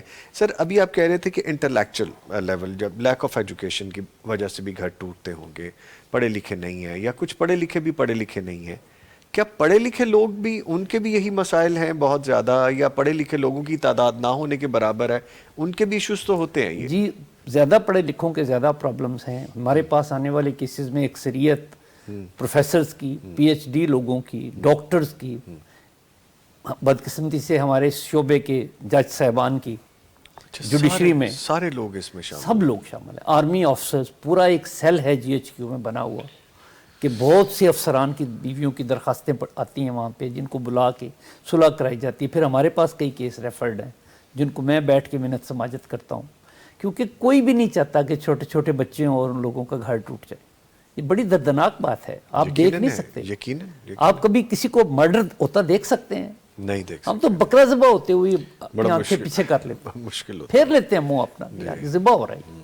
تو یہ جو میاں بیوی لڑتے ہیں یہ بھول جاتے ہیں کہ وہ اپنے بچوں کو کیمے والی مشین میں ڈال کے ان کا کیما بنا رہے ہیں, ان کی نفسیاتی صحت خراب کر رہے ہیں, ان کو جرائم پیشہ لوگ بنا رہے ہیں. میری پوری زندگی کا نچوڑ ہے, خود جا کے انکوائری کر لیں کسی کچہری میں, سارے ten agers criminals broken families کے بچے, ٹوٹے ہوئے گھروں کے بچے. جب بھی میں پوچھتا تھا عدالت میں بچوں سے جو آتے تھے میرے پاس ینگ ایج کے, بیک گراؤنڈ پوچھتا تھا تو بروکن فیملی, گھر ٹوٹا ہوا ہے, ماں نہیں ہے, باپ نہیں ہے, دونوں نہیں ہیں. تو اس طرح کا جو ولنریبل ماحول بن جاتا ہے بچوں کے لیے, کون ہے وہ پیرنٹس جو اپنے ہی بچوں کے بارے میں اس طرح نہیں سوچتے, اپنی انا کے بارے میں زیادہ سوچتے ہیں, اپنے غصے کے بارے میں زیادہ سوچتے ہیں. جو اولاد سے آگے کیا ہے ہماری اپروچ, ہم زندگی کس لیے گزارے. جیسے سب کیا میں یہاں ایک بات اور کر دوں, یہ جو لوگ کہتے ہیں جی مجھے غصہ آیا اور میں نے طلاق دے دی, مجھے غصہ آیا اور میرا جھگڑا ہو گیا, مجھے غصہ آیا میں نے بیوی کو مارا. بیویاں کہتی ہیں غصے میں گھر چھوڑ آئی ہوں. میں انہیں کہتا ہوں غصہ جھوٹ ہے, غصہ فریب ہے ایک. آپ سے جو طاقتور لوگ ہیں ان پہ آپ کو غصہ کیوں نہیں آتا؟ آپ اپنی جاب کرتے ہیں, 35 سال نوکریاں کرتے رہتے ہیں ایسے باس کے ساتھ جس کو بالکل پسند نہیں کرتے, اس کی ہر بات آپ کو بری لگتی ہے, لیکن نوکری کر جاتے ہیں آپ پوری 30 سال 40 سال آپ نوکریاں کرتے ہیں. آپ برے لوگوں کے ساتھ اپنی زندگیاں گزار لیتے ہیں, آپ کو مسئلہ نہیں ہوتا. سڑک پہ آپ کا ایکسیڈنٹ ہو جائے گا, آپ کا سامنے والا طاقتور ہو تو آپ کو پھر بھی نہیں غصہ آتا, آپ معذرت کر کے وہاں سے نکل جاتے ہیں کہ یہ مارے گا مجھے. تو یہ جو میاں بیوی ہیں ان کو اتنا کمزور کیوں کیا ہوا ہے ہم نے؟ خاوند کی ایک ہی مجبوری ہے نا کہ اب وہ بوڑھے والدین کی خدمت نہیں کر سکتا کیونکہ وہ ورکنگ ہے, اس نے صبح سے شام تک گھر میں نہیں رہنا. جنہوں نے اس گوشت کے لوتھڑے کو بڑا کیا ہے ان کا کوئی خیال رکھے. وہ شادی کرتا ہے, اس مقصد شادی کرتا ہے. اب اتنا بڑا مقصد ہے خاوند کا شادی کرنے کا کہ میرے ماں باپ کی کوئی ذمہ داری اٹھائے. بیوی کے لیے کیا مشکل ہے کہ وہ یہ ذمہ داری خاوند کی اٹھا لے اور خاوند کو جیت جائے. میں گارنٹی دیتا ہوں خاوند کو ون کر لیتی ہیں ایسی بیویاں, یقیناً. تو یہ کتنے آسان نسخے ہیں ایک دوسرے کو جیتنے کے. ہم وہ نسخے تو سوشل میڈیا پہ ڈھونڈتے ہیں جو توڑنے کا باعث بنے, جوڑنے کا باعث ہے ان کو نہیں ڈھونڈ. اچھا جیسا ابھی ہم بات کر رہے تھے ناپسندیدگی کی, بہت سارے ایسے کیسز بھی آتے ہوں گے آپ کے پاس کہ جس میں لائف تو گزر رہی تھی لیکن ایٹ اے سرٹن ایج یا سرٹن ٹائم ان کو یہ فیل ہوگا کہ یار بس بہت رہ لیا اس شخص کے ساتھ یا اس عورت کے ساتھ, میں ڈے ون سے نہیں رہنا چاہتی تھی یا رہنا نہیں چاہتا تھا. ایسے گھر بس جاتے ہیں یا ان کا پھر سیپریشن نہیں ہوتی ہے وہ گھر ان گھروں میں؟ بعض تو ایسی شادیاں ہیں جو بے جوڑ ہیں اور وہ شادیاں ایسی ہیں جس کا نتیجہ خدا نخواستہ کسی کی خودکشی کی صورت میں ہوتا ہے. کئی مائیں ہیں جنہوں نے اس لاہور کی نہر میں چھلانگ لگا دی بچوں سمیت, اخباروں میں پڑھتے ہیں. بالکل. کتنے لوگ ہیں جو خود کو گولی مار لیتے ہیں بیٹھے گھریلو جھگڑوں سے تنگ. جی. تو وہ جو شادیاں ہیں جن کے چلنے کا کوئی چانس نہیں ہوتا, میں خود سجیسٹ کرتا ہوں اس میں کہ آپ بے شک علیحدہ ہو جائیں. لیکن اس میں پرابلم کیا ہے کہ بیٹیاں امپاورڈ نہیں. کچھ سالوں کے بعد جب شادی چلتی ہے وہ اوور ایج ہو جاتی ہیں, ان کو کوئی نوکری نہیں ملتی. ہمارے ہاں کسی مطلقہ عورت کو, کسی بیوہ عورت کو کوئی پرائرٹی نہیں دی جاتی کہ اس کا گھر چلے, اس کے بچے ہیں, اس کا خاوند نہیں ہے, جو بھی وجہ ہے اس کی. تو ہم تو مذاق اڑا سکتے ہیں, ہم تماشا دیکھ سکتے ہیں, ہم ایسے لوگوں کی ہیلپ نہیں کر سکتے. ہر ادارے کو, بے شمار اداروں کو بننا چاہیے, نہیں ہے تو اور جو ہیں ان کو یہ کام کرنا چاہیے, ڈھونڈنا چاہیے ایسے لوگوں کو کہ جہاں غلط شادیاں ہو گئی ہیں. ایک بچی ڈاکٹر اس وقت سعودی عربیہ میں بیٹھی ہوئی ہے, پلمبر سے شادی ہوگی یہ کہہ کے کہ وہ تمہارا خاوند انجینئر ہے. پلمبر سے یہ لاہور میں ڈی ایچ اے میں واقع ہوا ہے. وہ بندہ پلمبر ہے, ایک میرج بیورو نے اس کی شادی کرا دی وہاں پہ, اور وہ چل رہی ہے, اور وہ چل رہی ہے. اور وہ میں اس پوزیشن میں نہیں ہوں کہ میں آپ کو بتا سکوں کہ وہ جو بچی ہے اس نے مجھے اپروچ کیا. میں نے کہا بیٹا یہ تیرے ساتھ دکھا ہو گیا, فراڈ ہوا ہے, تو اپنے والد سے بات کرو. بات کریں. وہ کہتی ہے والد سے بات ہی نہیں کر سکتی. میں نے کیوں نہیں کر سکتی؟ کہتی ہے وہ ہارٹ پیشنٹ ہے, وہ مر جائے گا. ایسے ایسے مسائل ہیں. اللہ بے جوڑ شادیاں ہیں, دھوکے سے ہیں, ویزے دیکھ کے شادیاں کرتے ہیں, گاڑیاں دیکھ کے شادیاں کرتے ہیں. بچیاں پڑھ رہی ہیں, بچے نہیں پڑھ رہے. لڑکے کمپٹیشن میں پیچھے چلے گئے, لڑکیاں بہت آگے جا کر دیتے ہیں شادیاں. یعنی میں حیران ہوں کہ یہ ایسا ٹاپک ہے کہ جس پہ تو ابھی ہم اور بھی بات کرتے رہے تو وقت کم پڑ جائے گا, لیکن چونکہ مجھے سمیٹنا ہے گفتگو کو تو میں ایک ایک میسج لوں گا اپنے معزز مہمانوں سے, پھر دعا کے لیے آپ سے ڈاکٹر صاحب گزارش کروں گا. گھر ٹوٹے نہ, کوئی 1 منٹ کا میسج, 1 منٹ کا, 1 منٹ کا. آئی نو مشکل ہے لیکن پلیز. میرے خیال میں کہ اگر ہم اپنی خواہشات کو کم کریں اور رشتوں کا احترام کریں اور اپنے دائرے میں رہیں, جو ہمارا اپنا دائرہ ہے اس کو کراس کرنے کی کوشش نہ کریں, تو انشاءاللہ بڑی کامیابیاں ہوں گی, زندگی بڑی آسانی سے گزرے گی. اور دوسری بات, اگر ہم یہ بات اپنا لیں, جی ہر بندہ تھوڑی سی بات ہوتی ہے تو اس کو زیادہ اس کا جواب دینے کی کوشش کرتا ہے. ہم یوں سمجھ لیں کہ آج کے بعد میں نے کسی سے بدلہ نہیں لینا, انتقام نہیں لینا, میں نے کوشش کرنا ہے کہ درگزر کرنا ہے, عفو سے کام لینا ہے, تو انشاءاللہ 99% ہمارے مسائل یہیں حل ہو جائیں. ٹھیک ہے جسٹس صاحب پلیز. میرا خیال ہے کہ 2 لفظ ہیں, ایک ہے تنقید اور ایک ہے فیڈ بیک. ہمارے بچے اس لفظ پہ تحقیق کریں, غور کریں اس پہ. ہم تنقید چھوڑ دیں اپنے گھروں میں, ان رشتوں میں, اپنے کسی بھی رشتے میں تنقید نہ کریں, فیڈ بیک دیں اسے. اس سے وہ بندے کو ٹھیک ہونے میں مدد ملے. آپ کسی بھی چیز میں جب تنقید پہ آتے ہیں تو چیز کو خراب کر دیتے ہیں, بگڑتی ہے بات. جب آپ فیڈ بیک دیتے ہیں تو اس بندے کو پتہ ہوتا ہے یہ میری اصلاح کے لیے. اب میاں بیوی ایک دوسرے کو فیڈ بیک دینا شروع کرتے ہیں کہ مجھے تمہاری یہ بات بری لگتی ہے, شاید وہ باز آ جائے, اصلاح کر لیں. اصلاح کریں. بیوٹیفل. ٹھیک ہے ڈاکٹر عبدالقیوم صاحب. جی اس حوالے سے جو ہے ہماری جو سوسائٹی ہے جی اسے بھی کردار ادا کرنا چاہیے. مجھے رسول کریم صلی اللہ علیہ وسلم کی ایک حدیث یاد آ رہی ہے جس میں حضرت جابر بن سمرہ رضی اللہ تعالیٰ عنہ ایک صحابی ہیں, وہ فرماتے ہیں کہ رسول کریم صلی اللہ علیہ وسلم کی یہ روٹین تھی, آپ کا یہ معمول تھا کہ فجر کی نماز کے بعد آپ صلی اللہ علیہ وسلم مسجد میں بیٹھتے فجر کی نماز کے بعد سے لے کر سورج کے طلوع ہونے تک. اور وہ کس مقصد کے لیے بیٹھتے تھے؟